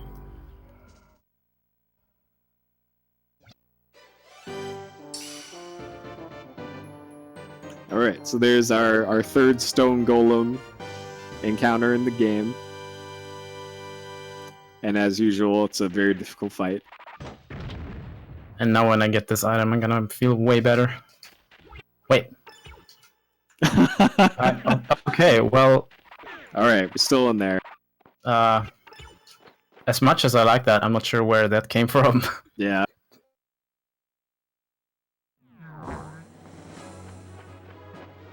That was Magiskar, probably. I've just never used it. Right, yeah. When I fought that boss, the Corpse Worm, I was supposed to heal with the Wonder Essence, but they picked the elixir by mistake. Yeah. So that's also why I had to pick up a magic elixir before in the cave, which I'm not supposed to do really, but yeah. Well, that's still on track. Confusion. Well. So that cutscene there was the Merg saying like, "Oh, you'll never get through our dungeon." This is supposed to be like a comedy dungeon kind of. So that just has an upgraded bow. We never get that bow unless it's 100% run.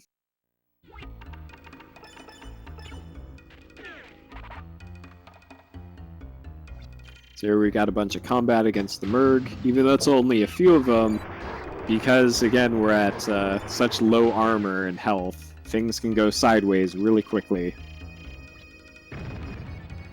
Luckily this part of the game has lots of pots around the sides, and I believe pots have a it feels to me, slightly higher chance of spawning healing things from them.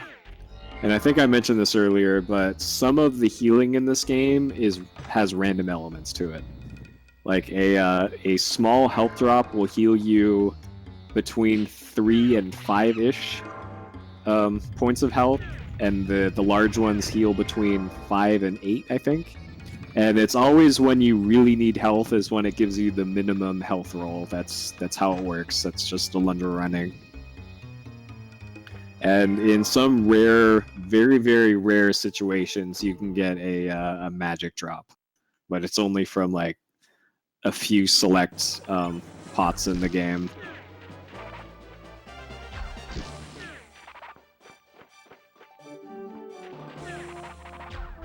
Yeah.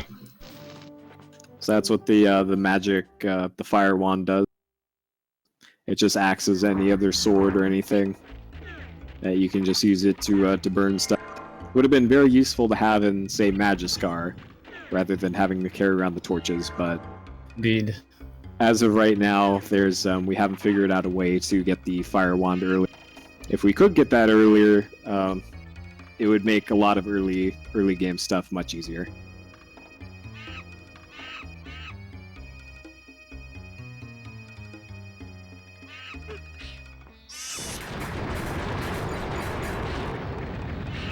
So here we're at the mercy of the Earthbook RNG. Sometimes you can just kill all of them with like the first 2 hits, and sometimes it doesn't even hit half of them. That's just how things usually go.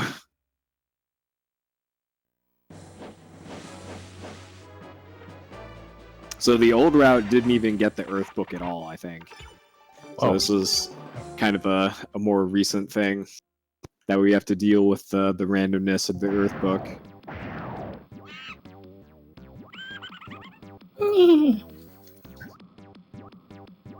Alright.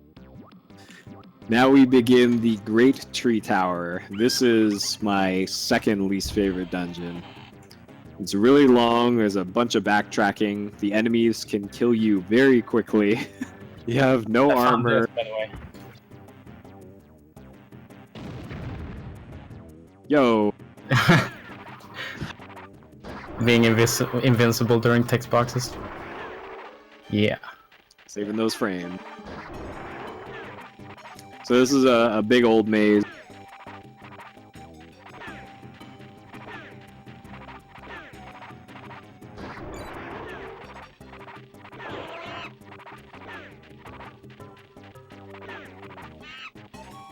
So you have very little leeway to do the dash turns during this. Well, It's really easy to bonk.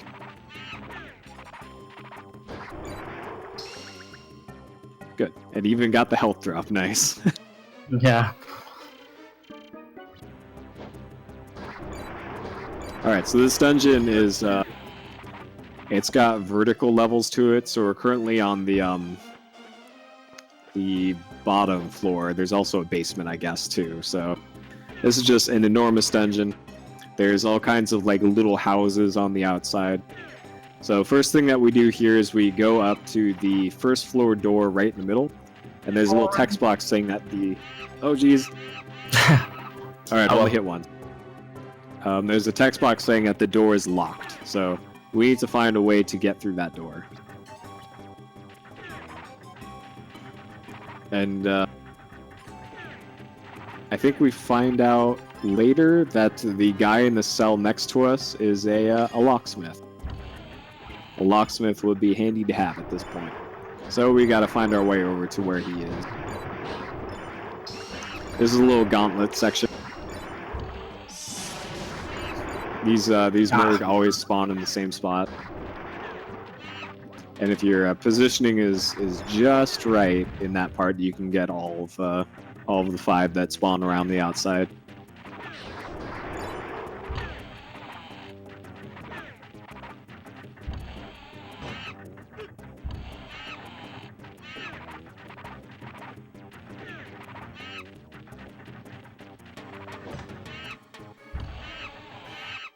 So here we got to ride these platforms to get down to the switch at the south.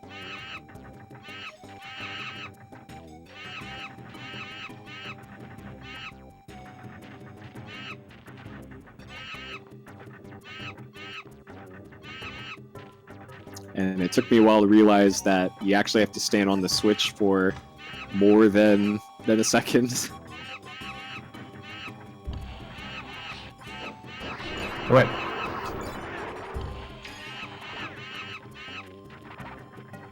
There's a bunch of healing items in that room, but he doesn't need him at this point.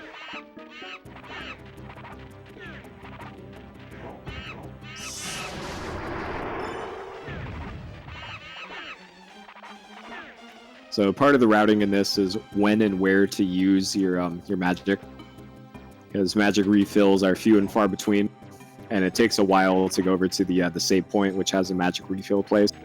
So you really have to be strategic with your use of magic in this.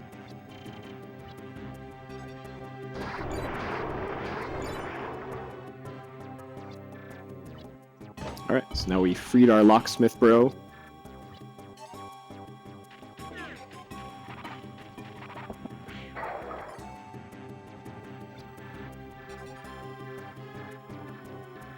So now he got his confiscated tools back, and he's now going to go hide in the village.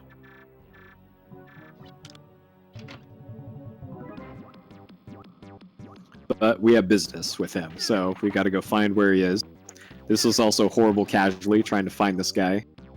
So he hangs out in this building off to the left. You can tell if you're talking to him at the right time because he'll be standing up. If you currently have no use for the locksmith, he'll just be kind of slouched over on the ground. And he won't go with you.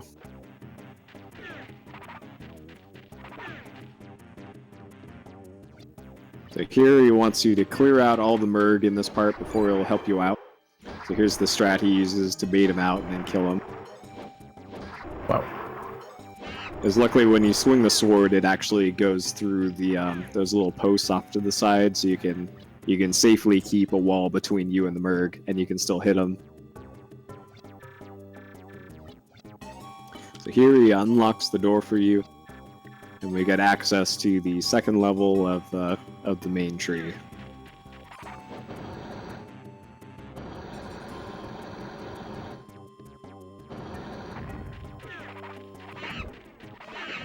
So there, that thing.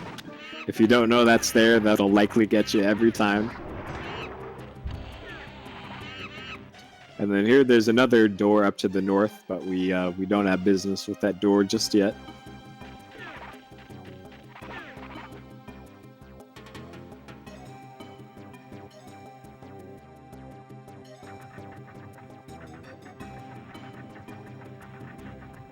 If you go too far north at the start of this room, those guys start firing at you. So if you just wait a little bit south from there, then they're not an issue.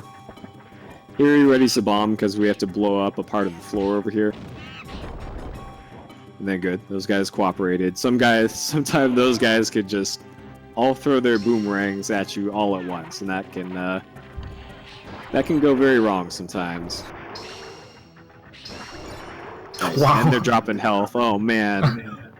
This dungeon is being really nice right now. Oh yeah. Alright, so that button unlocked some of the doors around here. Now I'm just gonna go get a key by going this way. This dungeon also has multiple routes through it, but we figured out at this point that this is the quickest way to go about this dungeon.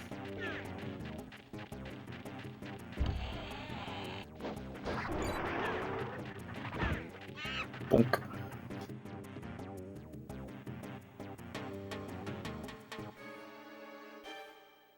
Alright, there's a health upgrade off to the left. He's going over to the shack here. So there's another kill all the enemies to advance room, so he just does that.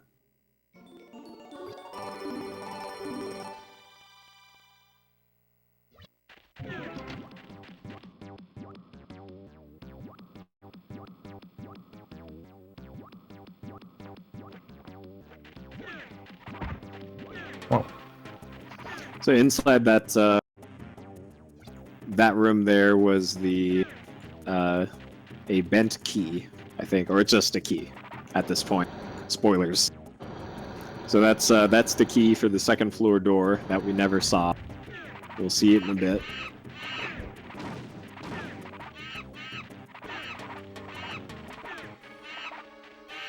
Right there. Put that key in, he turns it with excessive force and breaks the key. Rip. So, we need to go find Locksmith Bro to fix our key. And because this game knows no end to its trolling, the locksmith is in a different building this time. He's actually over here, because nothing is ever easy in Alundra. So here we have him fix the key for us. Oh. And then we head on back to the door.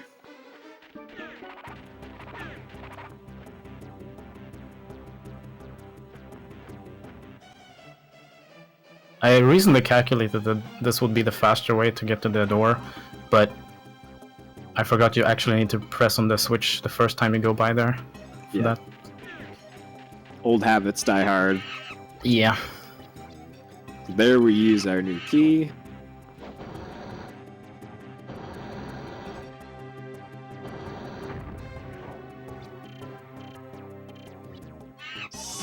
Sync sounds fine to me, Vaughn. We should refresh. From the direct feed, at least. Refresh issue. Yeah, I don't know if it's restreamed, but the direct feed that I'm getting is fine. Cool. Alright, so that was the dungeon. And now we fight Donkey Kong. So let's see how many times we get Konged on. Okay, he starts off the fight by getting Konged on. This is the helicopter attack. You cannot hit the boss while he's doing that. Alright. Oh, Konged on twice.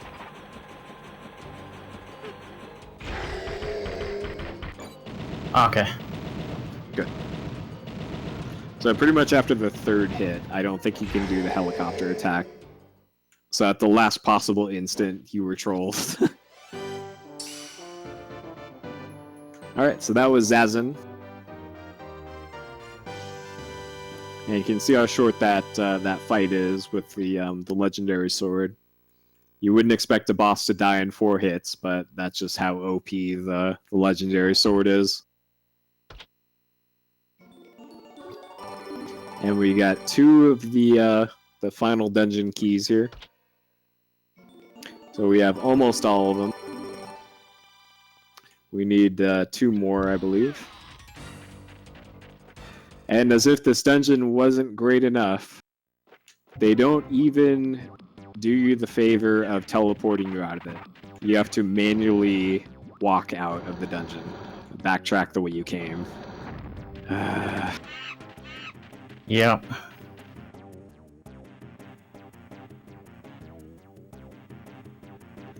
Now that we did that, we're going to head back to town.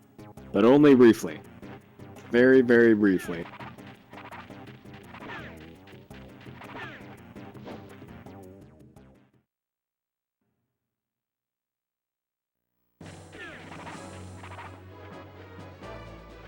So he still has to take care to avoid the cutscene trigger that he skipped earlier.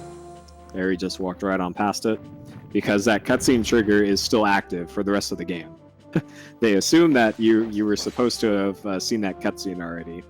So if you come back here like right before the final boss, that cutscene will still be there waiting for you.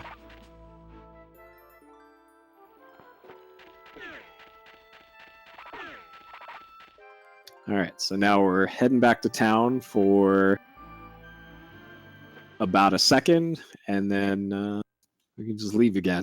As we got a little cutscene here. And then we just leave immediately.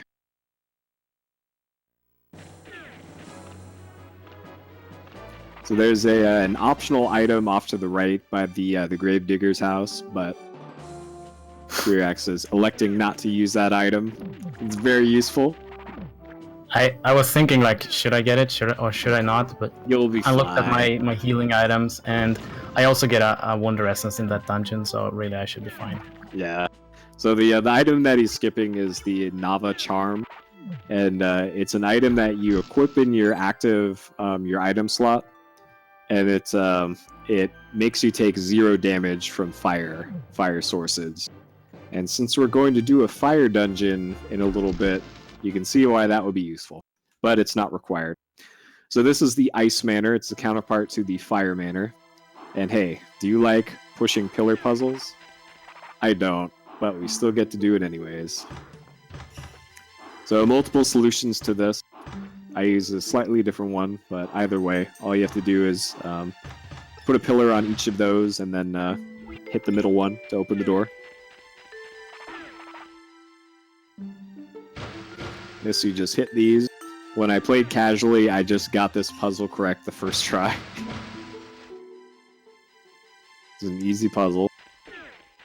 And then the last room can occasionally be tricky. It's easy to easy in Alundra to accidentally push the wrong pillar. And if you push a pillar wrong in this, you just have to reset the room. But he got it, first try. Okay. And then we got the Ice Wand. So just like the Fire Wand, this freezes stuff instead of burn it. I get to use some new splits.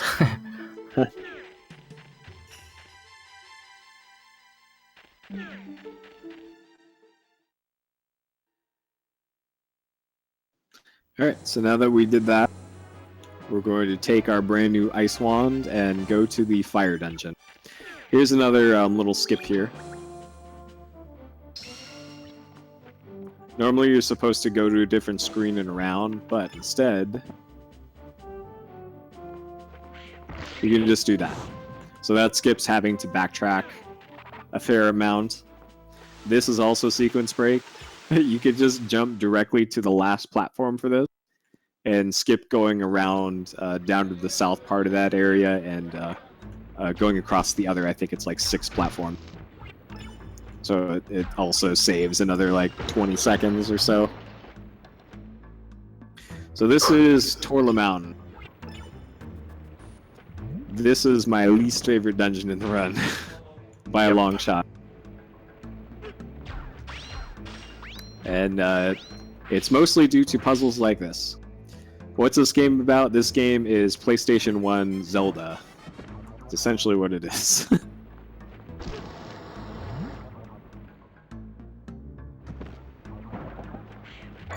So, being the fire dungeon, pretty much everything here will damage you, including most of the floor. And just like that fireball freezing puzzle, the first one that you have to do isn't so bad, because you just need to get to the other side of the room.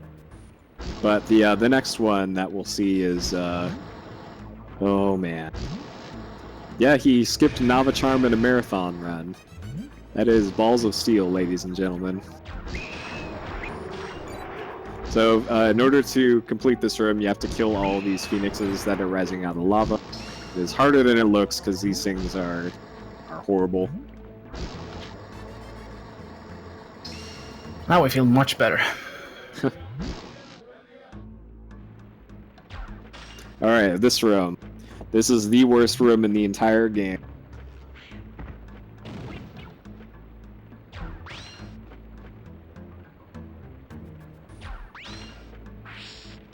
So what he has to do here is freeze the block in such a way that he's able to climb up them by alternating. They can't be too high, and if they're low, then he just doesn't make any progress. Yo. Oh, okay, that was pretty good. That was great. That was amazing. I might have been able to do it faster, but I can't risk falling down. Yeah. So there's also another trick in this room.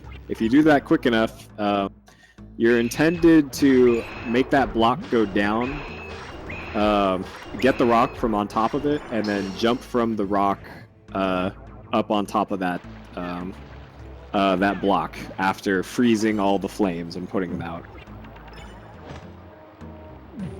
So then that's another sequence break. You can just jump from the top of that waterfall over to this platform and skip having to go around there. Here's where we get a key to open the door, and then the charm boots. If you couldn't have guessed from the name of these boots, the charm boots, they let you walk on lava. Because of course, charm boots, right? Makes sense. I don't know why I would keep picking up the money. Yeah, you never really need money in this game, at least for the speedrun route. You need it for buying some potions earlier, and some potions in a bit, but that's about it. Oh, good RNG, wow. Yeah. If you get hit by anything in that room, you drop the rock and it blows up, because of course.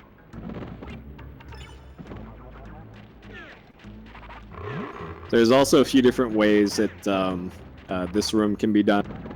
That's kind of the one of the cool things about Alundra speedrunning is that there's just so many different ways to solve puzzles that there's a lot of room for unique strats and runs. I think we solved this room the same way. We just like do the beginning different.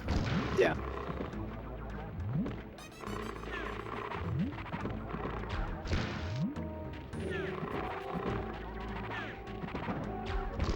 Ah, well, that's bad. Good. And as usual, the turtle's movement is random, so they're usually where you least want them to be. Is usually where they are.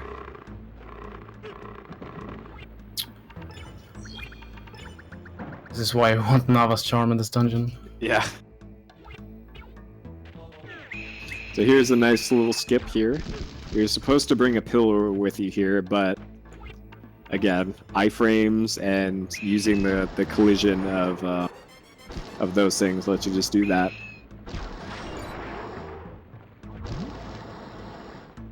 Room is so dangerous.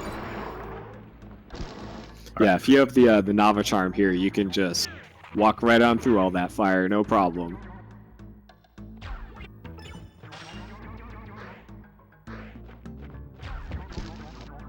So here, one of the last pillar pushing puzzles in the game.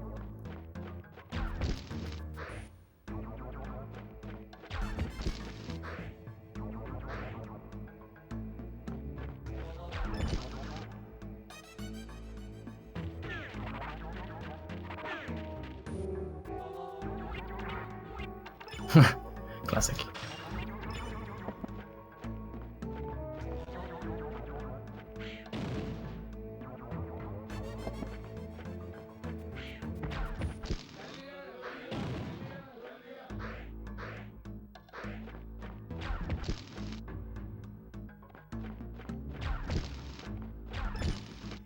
So we skipped a few movements of those pillars by using a bomb jump.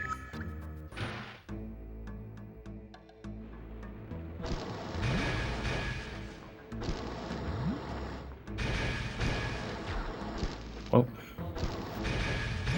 Alright, so the next chest up here, one of the more important chests in the game. Always want to make sure to get this. This is the Fire Book. The Fire Book is going to be our friend for the final stretch of the game. So always remember to get that. So this is Wilda. This is the first occurrence of a glitch we're going to be doing called the Weapon Swap Glitch. So, we have the Legendary Sword. Legendary Sword does a ton of damage. The only way to damage this boss is to hit her with an ice attack. The only way to do an ice attack is with the Ice Wand. But what we're going to do is fire a ice shot with the Ice Wand and then swap to the Legendary Sword before it lands. And instead of the ice shot doing like 2 HP of damage to the boss, it does 50. So this boss fight goes way faster than it's intended to. All right, good fight. I had some bad RNG in the beginning, but that went well. Yeah. So there's a ton of patterns that this boss has that can just waste time, and the beginning of the fight had a few of those patterns, but then good RNG came through. Yep, it's a female fire dragon. Wilda is her name.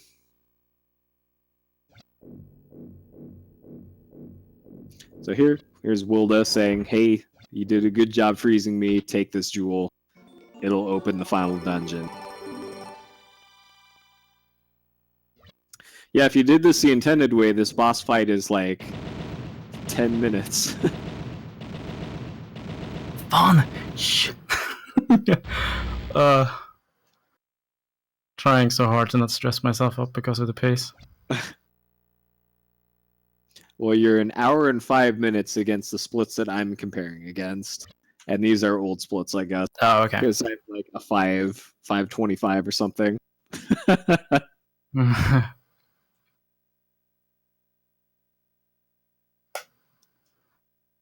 Alright.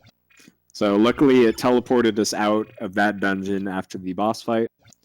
So Mia wakes us up in the middle of the night again. And she tells us, "Hey, there's a dungeon you need to do. Get out of bed." So that's what we're going to go do. We got one more dream sequence dungeon to do, and this is Nestus Dream. So we've already seen Nestus before. He's one of the two twins that are in Old Man's house over here. So this is one of the dumber plot justifications for a dungeon in the game. And there's been some pretty dumb plot reasons for doing some of these dungeons. This one takes the cake. So, Nestus and whatever his brother's name is, they're twins, right? Nestus and Burgess, yeah. Yeah, Burgess. Oh. And one of the twins got kidnapped by the Murg, the Ewok enemies. And they don't know where the twin is. So, they're assuming that the other twin is sleeping. So, by Alundra logic, twins dream the exact same dream. So if Alundra enters the dream of the twin here, he can exit the dream of the twin who is kidnapped by the Murg and go and kill all of the Murg that are around the kidnapped kid. That is the plot justification for doing this dungeon. I hate when I forget that. I was drinking water. Dang. Alright, so this is Nestus Dream. This is a symmetrical dungeon.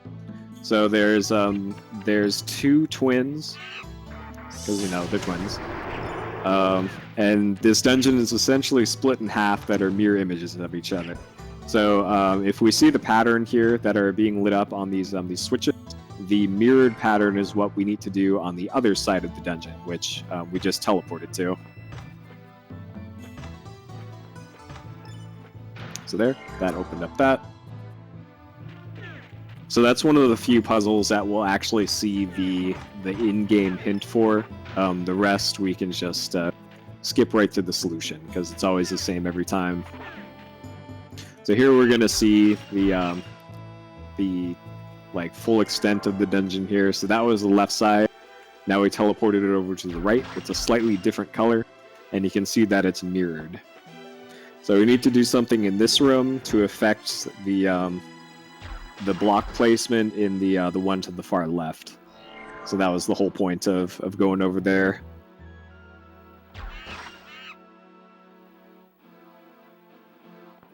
Right up there, so that block is now up, and we can exit through the north door to this part. This room is trickier than it looks. Just like that. So, to get to the boss of this dungeon, we have to move 3 statues from the left side of the dungeon to the right side of the dungeon. So this, hitting that switch moved 1 of the statues, and we got 2 more of them to do. And there's all kinds of switches and locked doors and things in your way in this dungeon. So it's pretty tedious to do this when you're doing this casually. But luckily the speedrun route has us fairly optimized.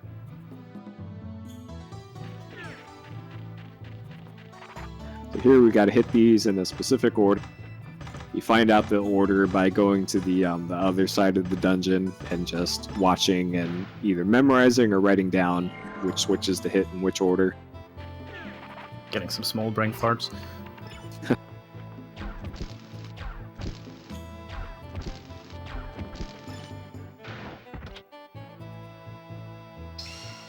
This gives us a key and lets us unlock the door to the north.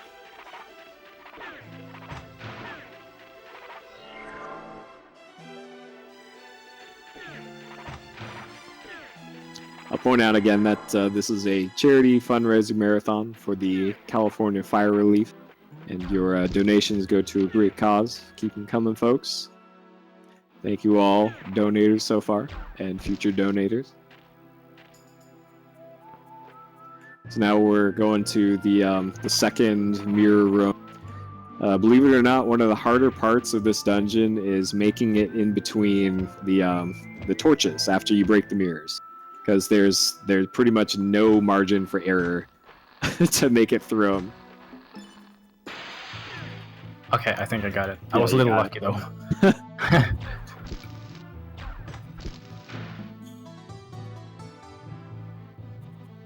So there's the second statue. So it's a relatively short dungeon if you know exactly where to go and what the solutions are. But casually, this dungeon is much longer. Even though we're not technically skipping much.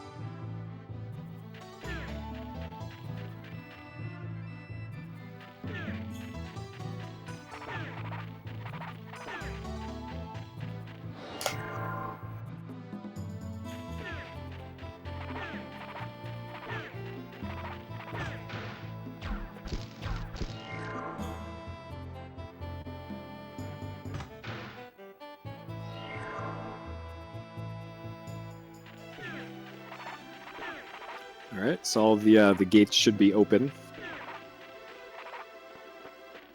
And we can go straight up the middle to the center tower, where the final statue switches.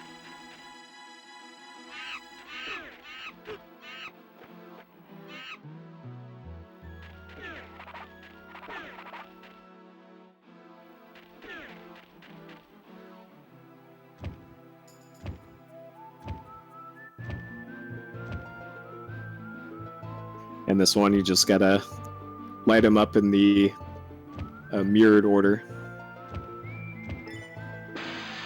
Okay, wow, nice. Got the position again. Whoa, jump on the...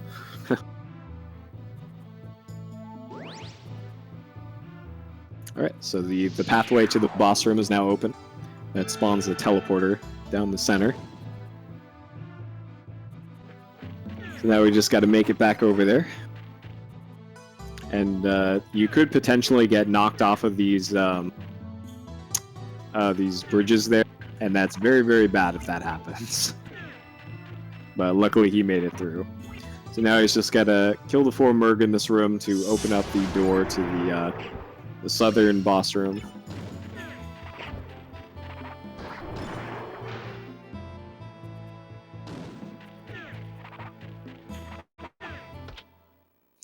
So So this is a health upgrade. Health upgrades, by the way, give you all of your health back, which is a nice little side bonus. So even if you technically don't need the health upgrade, you can at least get your health back from that. Here's the Twin Terrors boss. It's pretty straightforward. They have fairly predictable pattern, and it only takes a few hits to kill them. But they do hit for a lot of damage if they do hit you. Yeah, I was watching my health there all the time. Yeah. Like, I believe it's also 3 hits to die from these guys.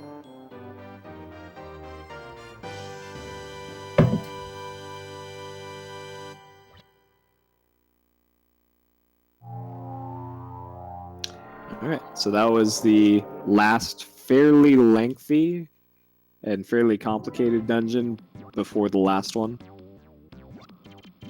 So the end is in sight. Another funny thing about the whole Enter Dream thing, apparently you don't need to be with the clan of Elna like Alundra is anymore, you just need to be a monkey and then you can enter dreams. Yeah. Well, maybe they were dreaming about Murg. Like Aline was dreaming about tentacle monsters. This all checks out. Yeah, I guess. So here's the second drunk room in the game, where the game will just kind of move you around in random direction. But for this, for the most part, you're just hanging out in front of this door and just waiting for it to open. I haven't checked, but that room might be RNG, like when the rock lands on the lever. Not sure. Yeah, Mike. So we saved Burgess, either Burgess or Nestus, one of those two, and we just send him off to the village. He'll be fine, probably. He did just get kidnapped by Murg, but he'll probably be okay going back to the village, right? So that's where we're headed. We're gonna go claim our prize. We're probably gonna get some new weapon or something. So we'll see what's going on in the village. I'm sure everything's fine though. We're at pretty much full health. We need some magic. It'll be okay. We'll just talk to Nessus's dad and oh. Uh-oh. Oh. Burgess, what did you do? Did you burn down the village? Alright, oh, here's the Murg. Alright. So we got 4 Murg to kill here.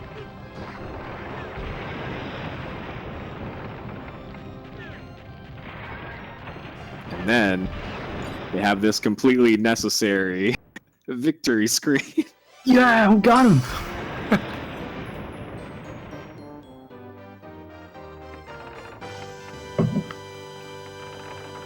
Alright, so now because Alundra is the smartest man in the world, he's gonna go take refuge in a burning building.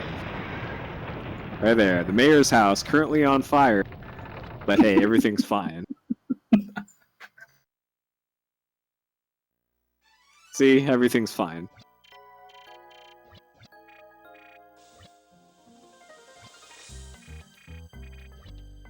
Alright, so they're all thanking Alundra for, hey, at least we're alive. Everything's on fire, but we're okay.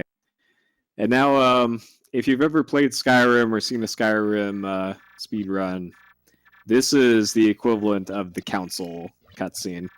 So this is like 2 minutes 15 seconds, according to my notes, of just inane plot stuff. So they're still deliberating over, hey, is this Ronin guy evil? Have we gone wrong by worshipping the final boss of the game? Was that maybe a mistake?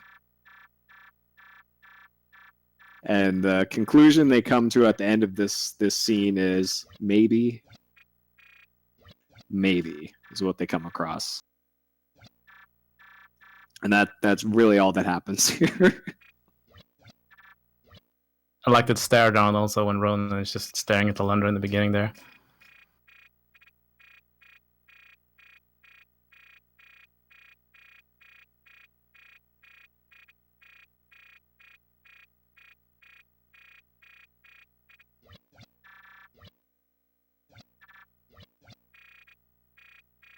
So, more plot stuff.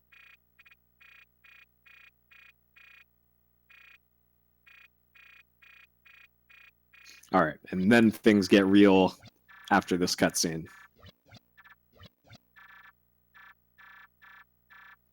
So,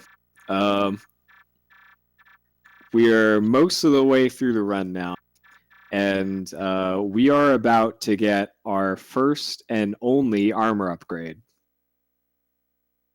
For the entire game so far, we've been on our regular armor, which means we've been taking 100% of the damage for this entire game. So in a little bit, we're about to get the silver armor upgrade, which means that we take 25% of the damage we would have taken. So finally, we don't get blown up by actually everything in the game.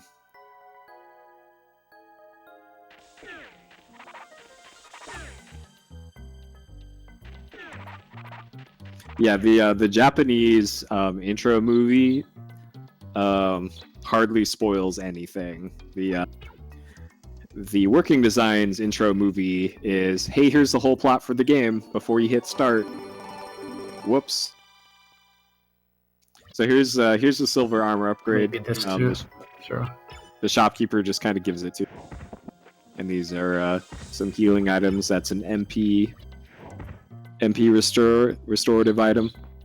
One of the few route differences between the Japanese version and the Working Designs version is that at this point in the Western released versions, we would get one more upgrade of magic, because the boss fights are way harder with only two casts of magic at this point.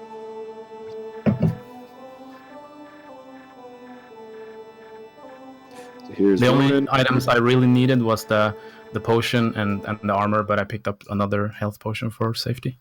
Yeah. Even though I have a Wonder Essence, I'm supposed to keep it for Zorgia. Yeah, because it's really critical for a boss after this that we have as many MP restoration things as possible.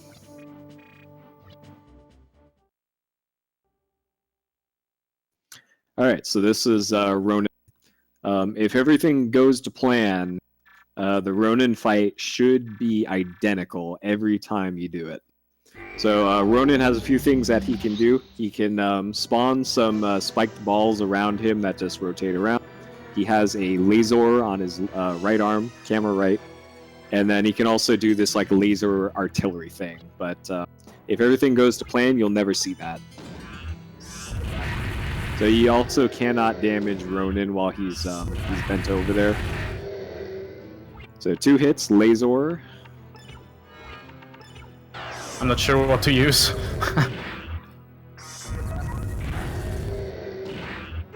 And then you can just finish him off with the sword.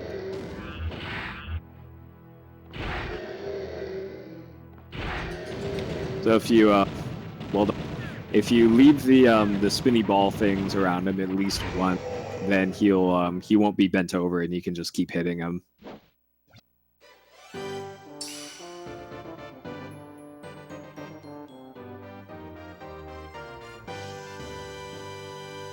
All right.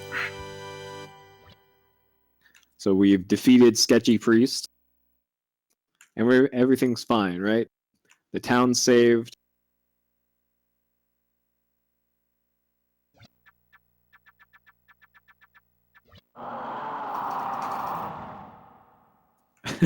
We find out that he's still Sinistar.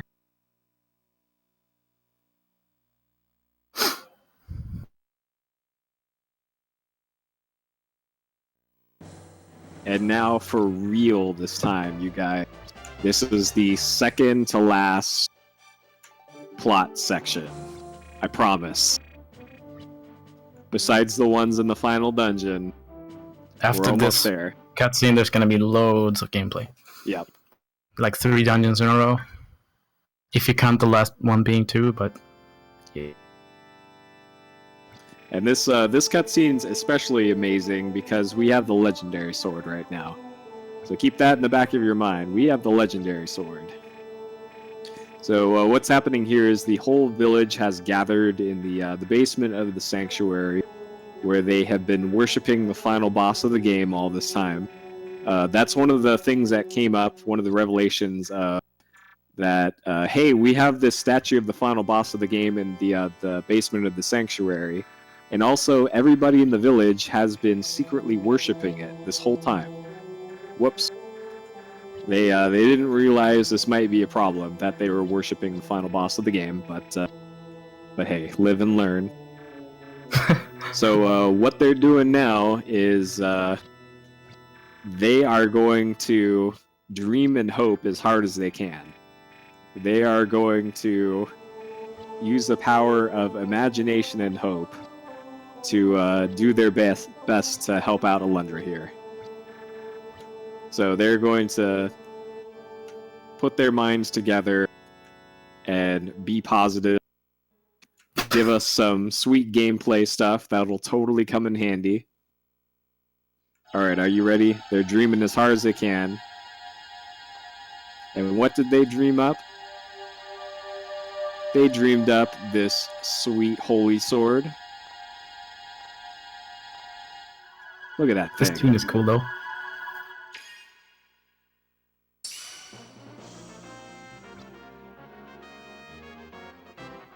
So we got the holy sword. Look at that. Got a cutscene and everything. So the inventory system in Alundra, by default, you can only use the most powerful weapon in a slot that you already have. We got that sweet holy sword, and we can't actually use it because the legendary sword replaces it anyways. So all of that for a sword that we can't even use at all. Awesome. So now after that stunning development, Mia comes out here, and we get another part where you can actually mash if you want to. Where she tells us that she loves us, but kind of not really. Kind of not really, but maybe. Also, don't die. And then this guy, this is the Gravedigger. This guy tells you, oh, by the way, I'm 300 years old. And here is, here's all the cool plot stuff that you've been doing. Go talk to the other guy who's also 300 years old, by the way, who gave you a hot dog earlier.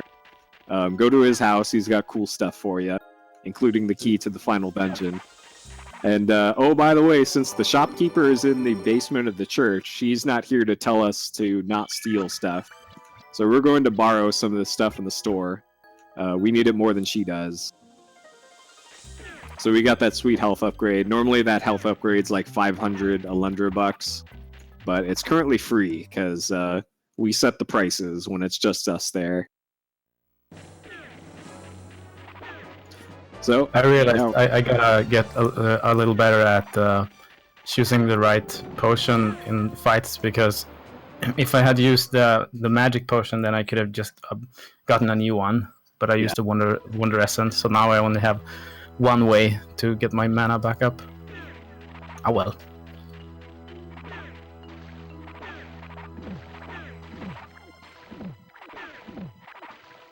Alright, so this is Nava's Keep. This is kind of a maze dungeon. It's like a teleporter maze, except the teleporters are doors, and it's just as annoying. So first things first, we gotta get to the end of the dungeon, and then we gotta backtrack while teleporting and solving puzzles. And that sounds just as tedious as it is. So here, there's a little time saver you can do here. Yo, nice. Pull out the hot dog and jump over that thing. So for this dungeon, we need to, in every single one of these rooms, we have to light up the orb that's on top of these pedestal things. And there are, what, 10 of... No. 12 of them. 12 of them to light up. There's different ways that you have to do it in every room. And usually these insect things are in each room, and they're super annoying. They can run into you and cause you to enter the wrong door. And if you get put into the wrong door in some of these, like, it's a huge pain trying to fix it. And that room that he just did there is one of the rooms that can easily go wrong, because that barrel likes to just blow up whenever it wants to, not when you want it to, which is never. But so far, so good.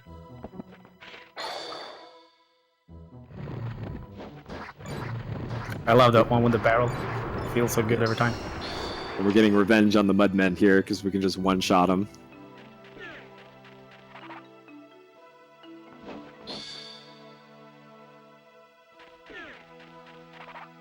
This room you have to be especially careful in because that door on the left is real easy to accidentally go in.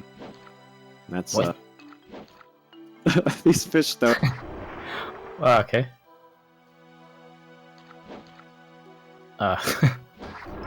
Alright. Ninja fish. Right.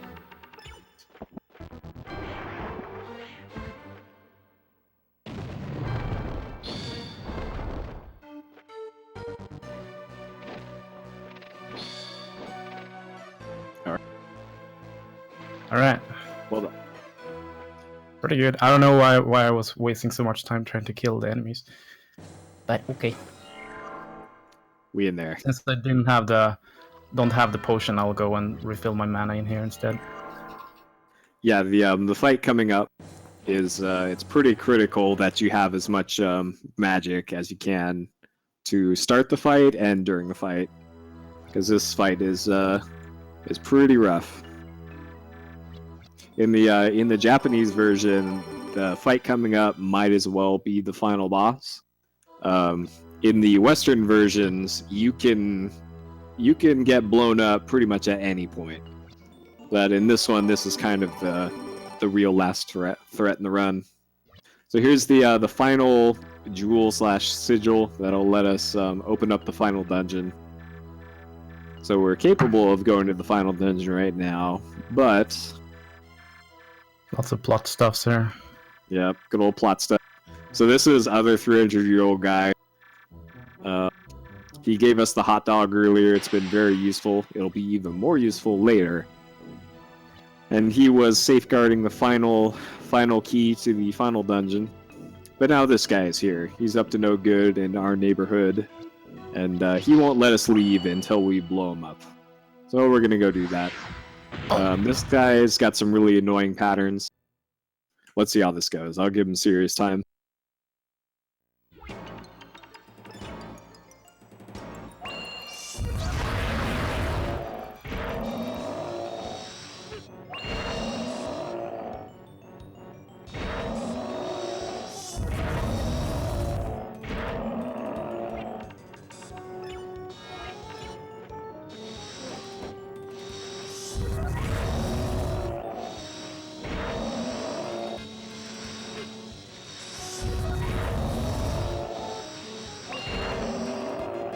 That's okay. Yo.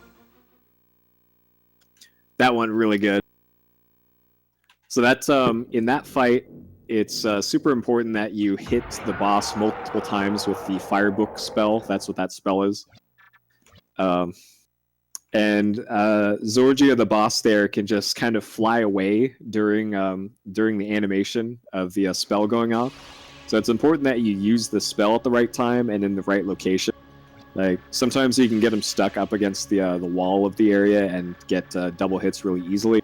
Sometimes it just randomly doesn't hit him twice. That can happen. I believe that happened there at least once. But that one really good.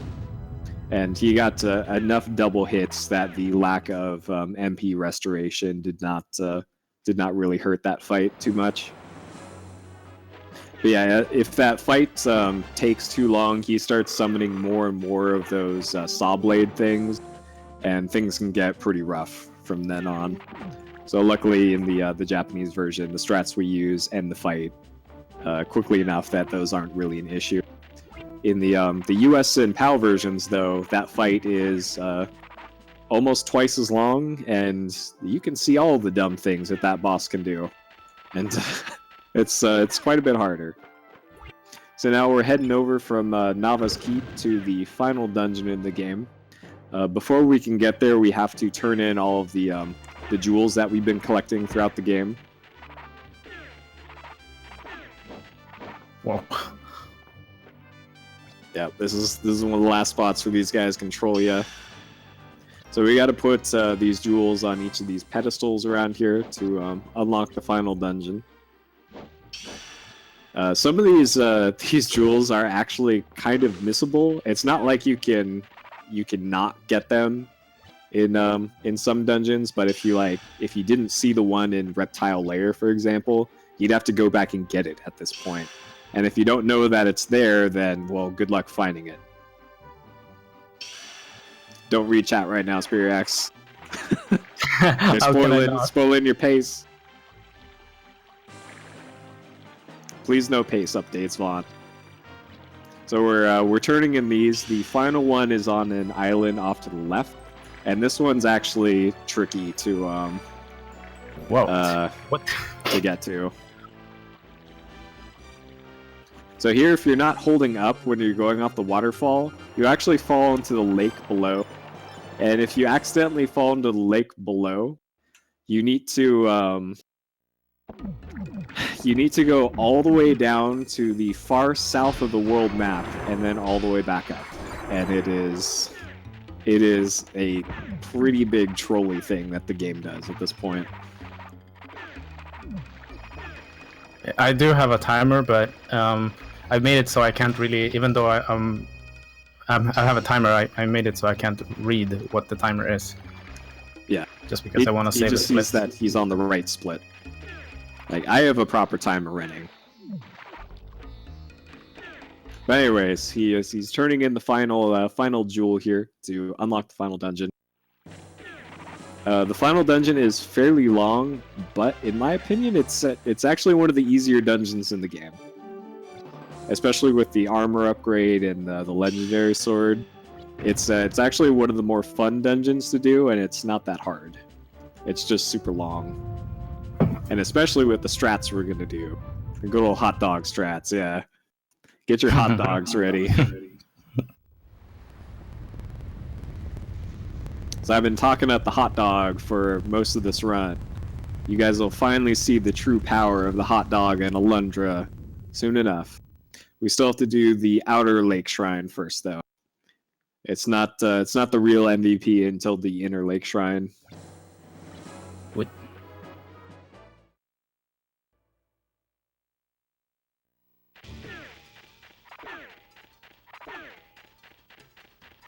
Yeah.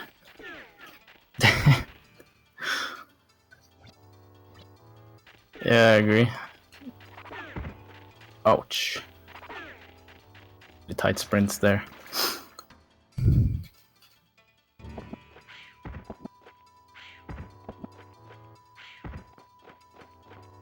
So in the Western versions of this, the enemies here have so much health that even the legendary sword doesn't one-shot them.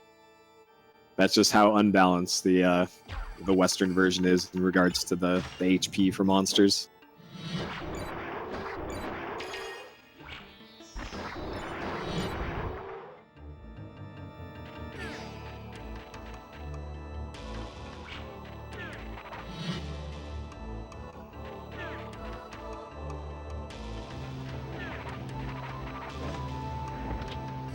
Alright, so for this, what we're doing in this part of the dungeon is we're unlocking the front gate to the kind of garden in front of the inner door. We're opening the outer door to the inner doors of this part to get to the inner part of the lake shrine. That's what all this is about. And there's also these things which are unique to this dungeon. Those are like bird heads that have force fields because of Alundra. And they're kind of a pain to hit. You can only hit them with your bow and arrow. And there's these obstacle things that keep you from like easily directly hitting it with your arrow. So strat for those is just start hitting the fire button and hope one of the arrows hits it in a timely fashion.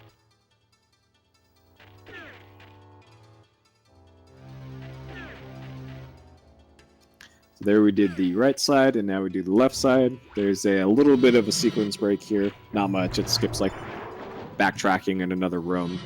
So instead of going north here and going and hitting a switch, we're going to hit that switch later from an unintended position. Yes, the legendary sword's a sword you get by using the quick restart function 20 times. Wow.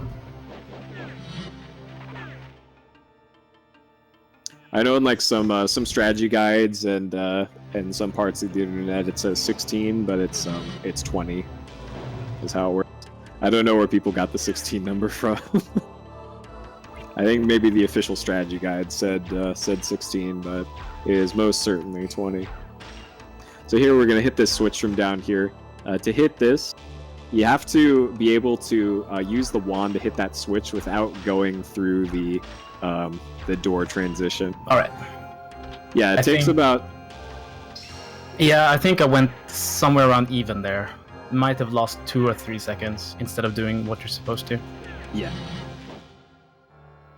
It takes about 6 minutes to do the death abuse to get the sword, and like an extra minute or so to go pick it up.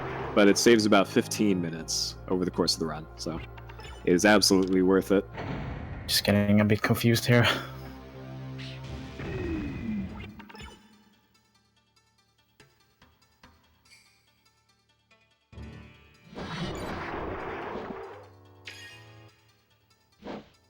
So for this part, we need to get keys to unlock these two big walls that are blocking access to the chain to open the door down the center.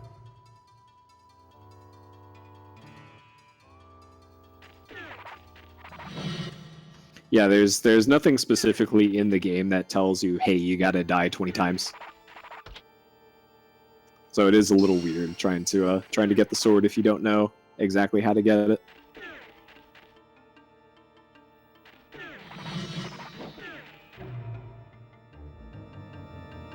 So there we got the keys required to open up these things.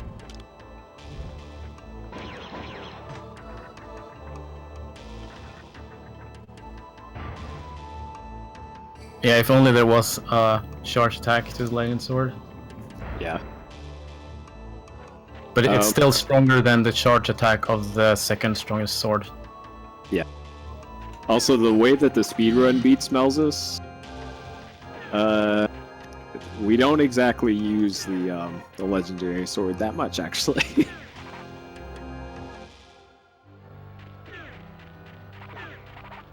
Alright, so for this, we got this big old hedge maze. We got to hit those 2 buttons down at the bottom center.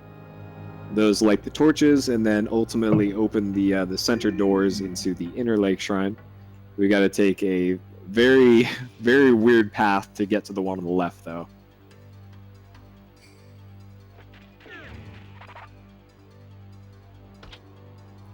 So there's parts of the hedge maze that you can just pass right on through.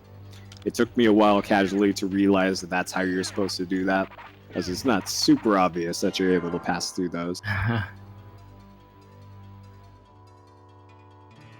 And it's also only one way. Yeah.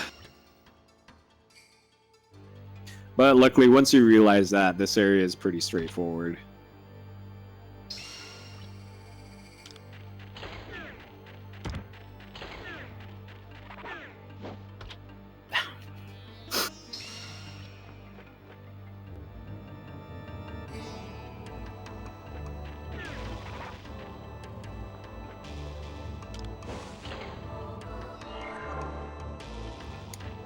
Take that teleporter, and then we're at the switch here. So now both fires are lit and the doors are open. So the chest on the left is a gilded falcon. We'll never open that chest unless it's 100%. But the chest on the right is quite a bit more useful.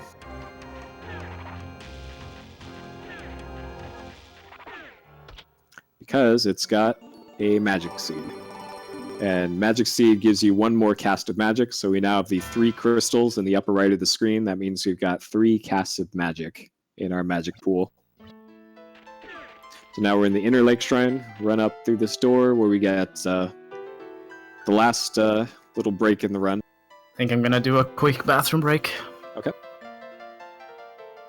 So we got a little bit of text to skip through here, and then there's just a cutscene showing you this enormous dungeon that we're gonna have to go through. So there's Melzus. That is the evil god that the people of the village have been praying to this whole game.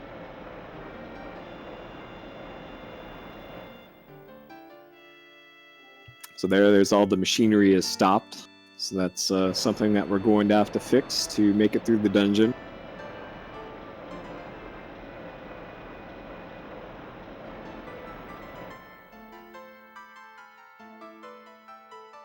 Yeah, you got about this. This break is I think it's like 80 seconds. It's a fairly decent sized break.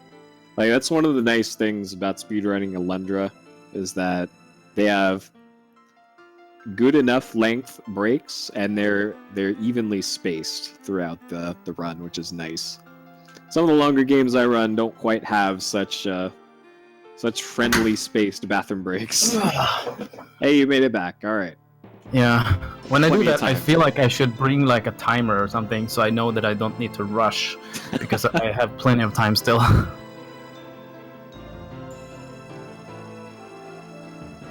Don't step on the cat.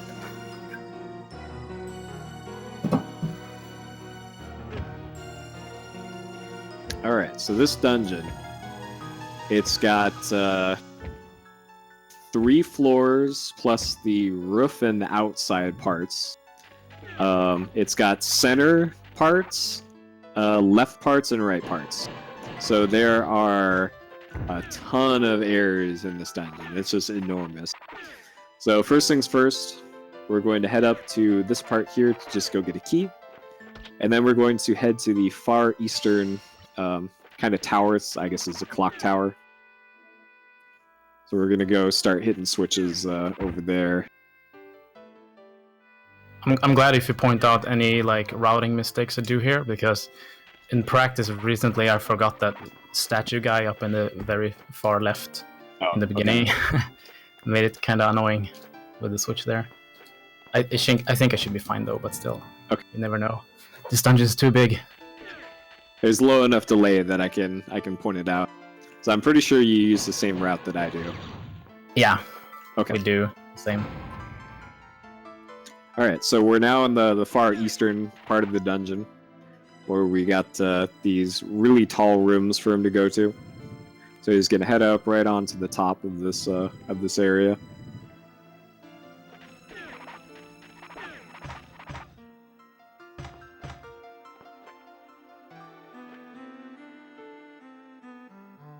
So hitting these switches in here doesn't do anything for now because there's still this fog effect, which means the machines are off. We'll fix that in a bit. So we'll have to come back and hit that switch again. Unfortunately, even though this dungeon's enormous, there's still rooms that you have to revisit and backtrack to. It's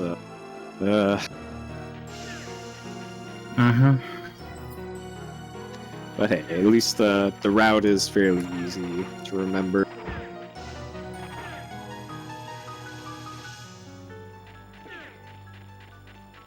So now we're essentially doing the same thing on the western part of the first floor. Heading over to the far west part and heading up to the top.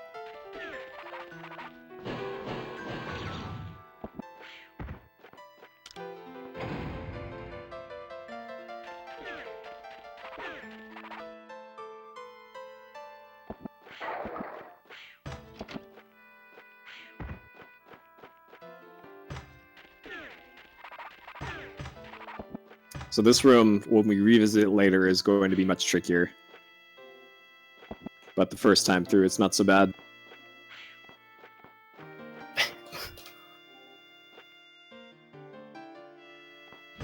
There we go.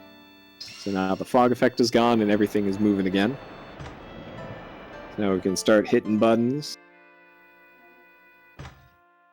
And there's the first of the 6 fires that we put out. Once we put out all 6, the doors open and we can beat the game. But we got 5 more to put out. So, get your hot dogs ready, folks. I've been hyping up hot dog strats all this whole run. It's time. So, a lot of these rooms have really elaborate intended things that you're supposed to do to hit these switches. As it turns out, the hot dog can trigger pressure plates just by throwing it on it. Rip all these elaborate puzzles. So, that room would probably take like 45 seconds to do as intended. Instead, we just throw the hot dog on it and trigger the switch. This room, elaborate jumping puzzle, boom, throw the hot dog on it and leave. Easy. This room, throw the hot dog on it and then leave. Boom. Welcome to the final dungeon of the Alundra speedrun. Hey, guess what we're doing in this room? We're throwing a hot dog on the switch. And then leaving. Hey, this room, guess what we're doing? No hot dogs here. Alright. So this room, we need to leave the top left suit of armor to be lap. Because the chest that spawns on the last one that you light. All the hot dogs. Yeah. That's still not enough hot dogs, folks. Come on. I can still see actual words in the chat. So this jumping puzzle, it's a huge pain to do as intended. Instead, you just throw a hot dog on one of those and then do the rest. If you fall off, hey, guess what? It doesn't matter. You just throw a hot dog on it. Hey, this room. Throw a hot dog and then go in there. Boom. You're supposed to push the pillar all the way around the room. Clockwise around that way. But no, you got a hot dog. You don't need to solve puzzles. That one you could use the hot dog on it, but instead we just jump on it because that's slightly faster. It's a missed opportunity though. So now we did that. That was the second floor of the west side. So now we need to go do the same for the east side.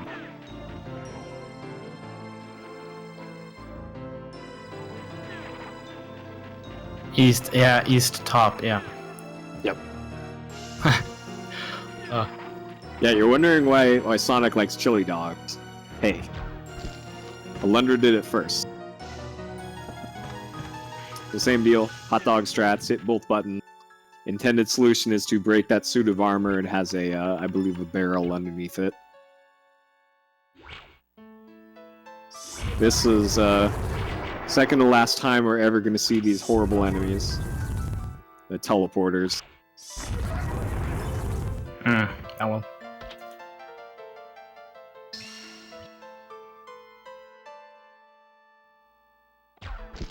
So we got a key there to open the door. It's been like 6 rooms since we've used our hot dog for something, so let's get out the hot dog again.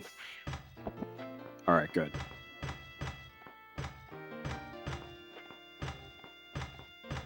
So this one is really hard to do. Oh no, he fell off. Oh, it's Yeah. okay, we got the hot dog. Oh well. So if you're doing those rooms as intended, if you fall off of one of those platforms, you need to leave the room and reset the whole thing. That's why hot dog strats are so good. Because it doesn't matter if you fall off. You just throw a hot dog on the ones that you need to break. Or press, and then easy.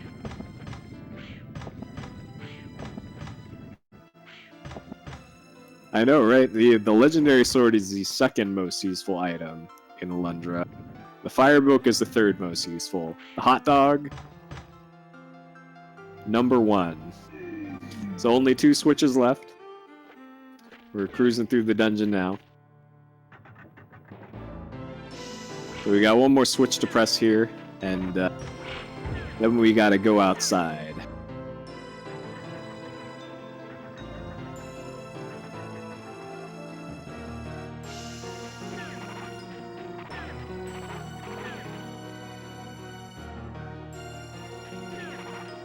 So he's just heading over to the bottom floor west side tower on the left. He's going to use that to go up to the roof.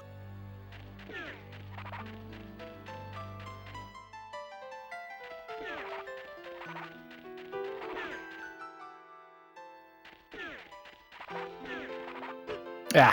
Oh well. Well, it's supposed to be a spring bean, but it might as well be a hot dog.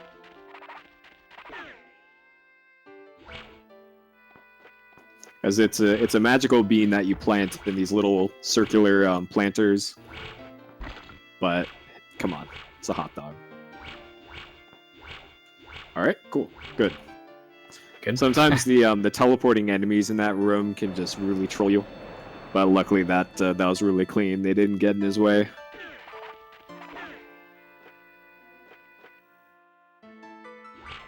So it was really important earlier that he hit these switches in this room. You can see it's turned green right now. Otherwise, you can't get through here. So everything that you do in this dungeon has to be done in really deliberate orders, and you need to not miss any switches that you come across. Otherwise, everything will just fall apart at some point down the line. There's just a huge checklist of stuff that you need to do.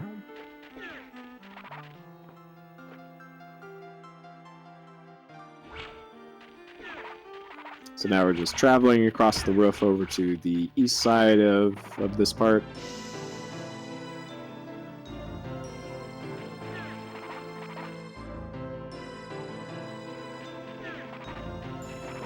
Lots of corridors. Yep. Like there really isn't that much combat in the final dungeon. It's mostly just a huge maze with a whole bunch of different places to get.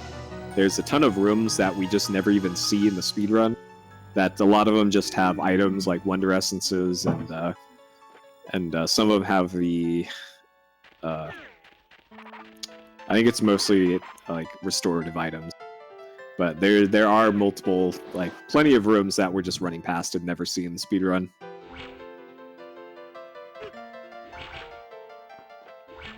So now we're going up to the very top of the east tower now. Hit the switch to open the door. And there's a chest up here. You'd think we'd be hitting a switch up here, but nope. It's actually just a chest with a key. RIP perspective. Yep. Good old Alundra's perspective getting there.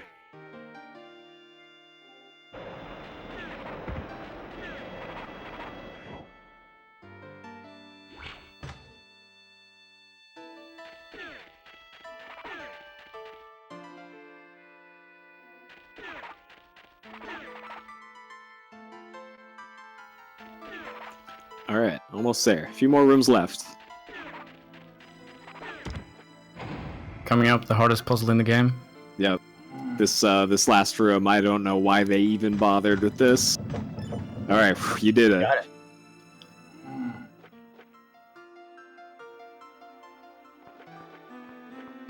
And I'm sorry to say, guys, but the hot dog is not used anymore for the rest of the run. Just I gotta miss it remember already. to grab a potion here. Unfortunately, I ended up wasting time when I used magic in this dungeon. But you can lose equally as much time if you just use your sword, because the vanishing enemies are so annoying. Yeah. And the next boss coming up, it's very important that you have magic for all phases of it. All right, so we put out all the fires here. The door is open, and we're off to the final boss rush.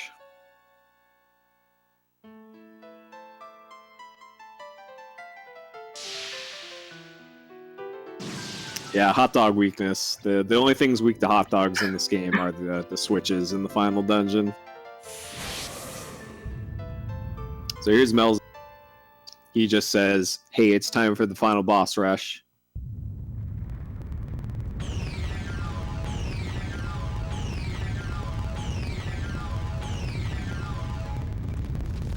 So he blows up the floor, naturally.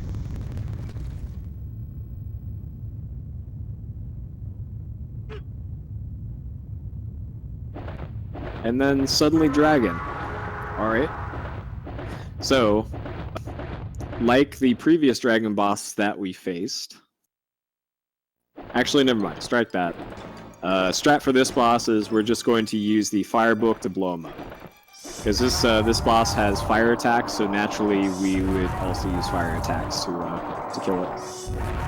That's how this works, right? So it's actually fine that he's using up his final MP restoration thing there, because the game will actually give us more later.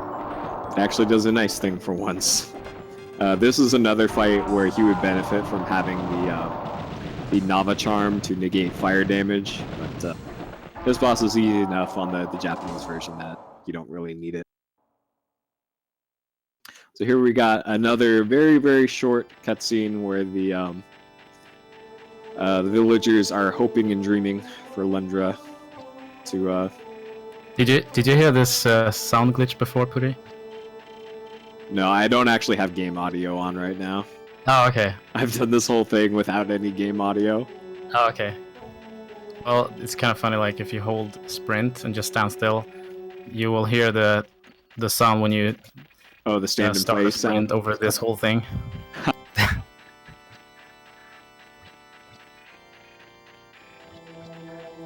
So the plot thing here is that they're just like when they summoned that sword earlier, they're summoning strength for Alundra right now for the final boss.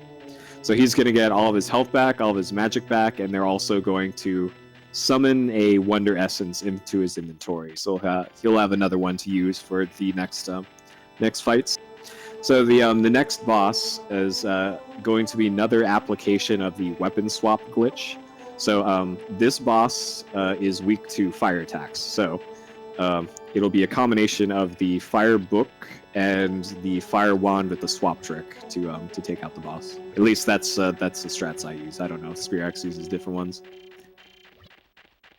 But this boss has two different patterns he can do. He will teleport in to either a set of 4 in a square shape or 3 along the top of the screen. And only one of them takes damage, and the correct one hit is the last one to spawn in. So that's how this boss fight's gonna go. And then the after that, the final boss will speak for itself. So we should be coming up on Melza's phase 1 here. Person on timer, the time does not end until way after the second form of the boss coming up here. So it'll be after a set of cutscenes, and I'll be clear about it. Alright, so here we go. This is phase 1 of Melzis. Again, his patterns are to teleport in, and it's always the last one that spawns in is the one that will hit. So I'll give him serious time here.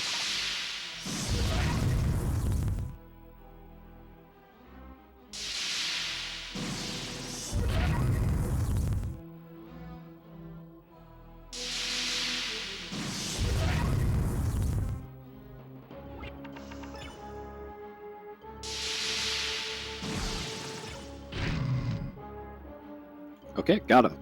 There we go. So that was phase 1 of Melzis. Phase 2 is right afterwards. It's got a really cool song that plays during this fight.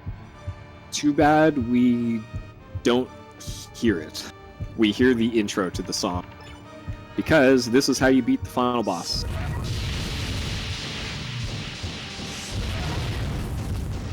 Music volume is so low here also, I don't know why.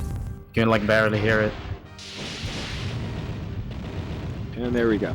So the time does not stop right now. It stops when we exit through the door in the next scene. There's also a swag strat that can happen here. Hopefully you do So it. I'm basically gonna sprint out, and then when I'm out of the room, end the timer. Yeah. So you got about 20 seconds here.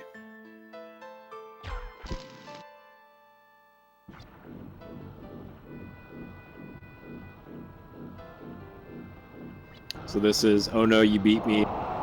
And then the wise man telepathically tells us, hey, you should probably get out of here. This place is burning. Time. I got 446.04, which I believe is the new world record. Yes, yes. Congratulations, man. It was weird. It felt really bad at the beginning, but yeah, I don't know. There's still so much time that can be shut off from the run. Wow. Man, well done. Thanks. Oh, it's such a terrible Sarah too. Yeah, that's true. Oh, man. All right, and then after that, we get a hot anime. So enjoy the anime, you guys.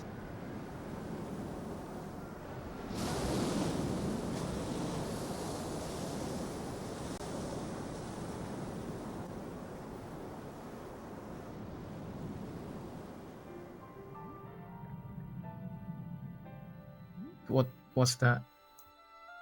Oh, I'm just fumbling about here, shaking.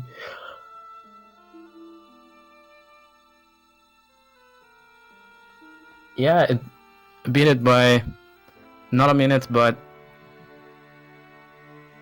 wait. Oh, exactly a minute. What? It was 4:47:05, and now it's 4:46:05. Nice. That's strange, but okay.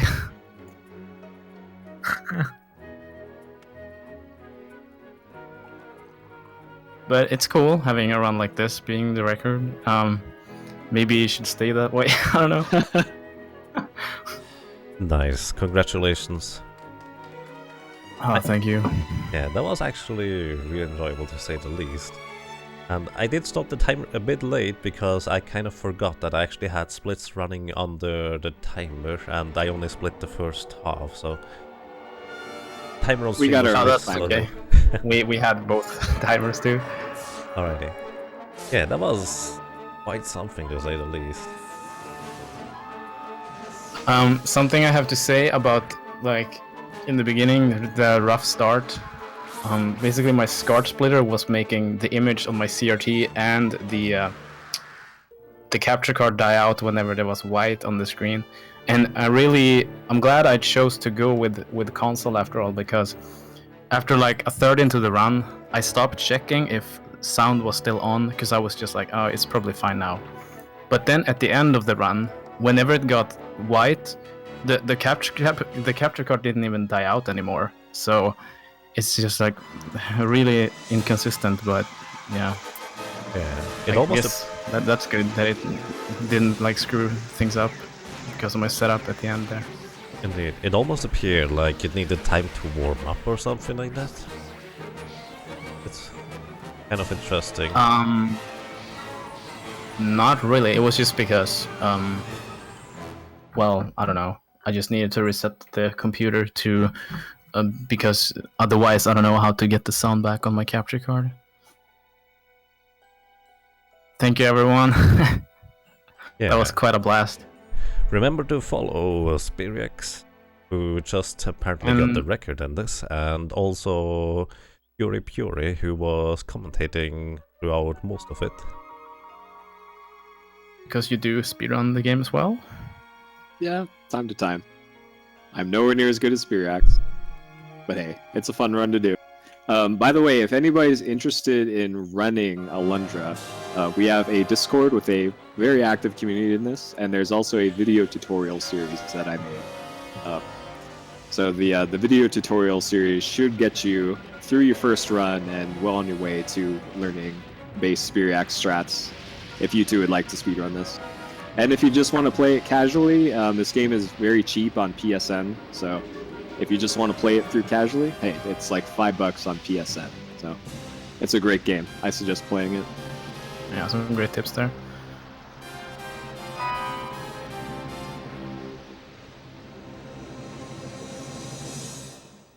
Oh, thank you so much for the commentary.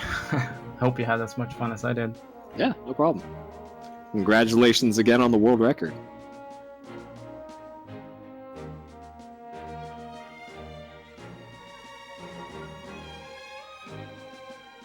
at the same time as my setup started to cooperate, so did the RNG in the game. Weirdly enough.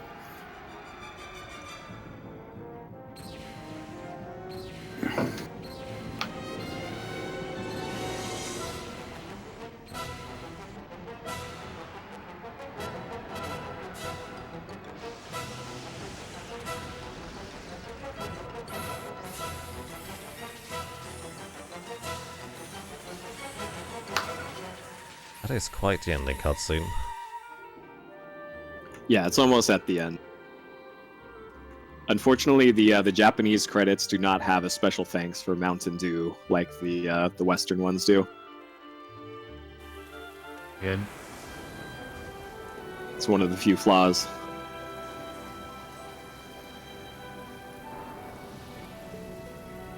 So how is it looking with the schedule and everything now?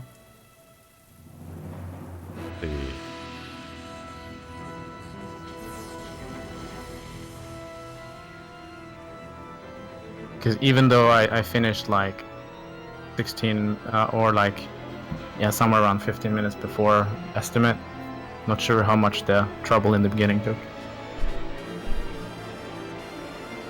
I think according to the current schedule, in about 3 minutes, the next run is supposed to start, so I think that's going to be quite fitting.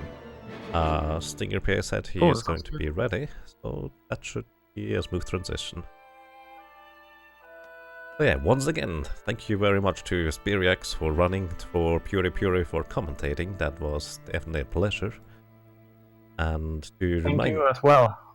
Thank you for having me, and good luck to the upcoming runners. Yeah, thank you very much. To remind everybody why we are doing this little marathon here, we are raising money for the American Red Cross, who is also helping in California fire relief efforts. And let me just try to read this out here.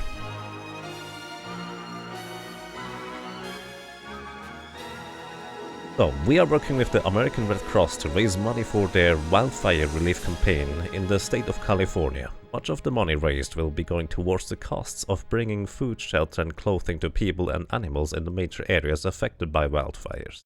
The Red Cross is a humanitarian organization that provides emergency assistance, disaster relief and education in the United States. 100% of all donations go to help their cause. And by the way, currently that includes the all the ad revenue and also the subscription that are currently going on Woolagin's channel. So we are allowed to host this on Woolagin's channel, so thank you very much to him. So yeah, I think that was Alundra. You guys have some closing thoughts? Not really, I think. Just let me know when I should end my stream on my side. Alrighty, I think you can basically cut it any time. That is alright. Thank you very All right. much. So thank you again and bye. Take care. And ladies and gentlemen, I would say we are switching over to streamer now, going over to Stinger PA. Are you ready, good sir? I am ready. Excellent. So, do this.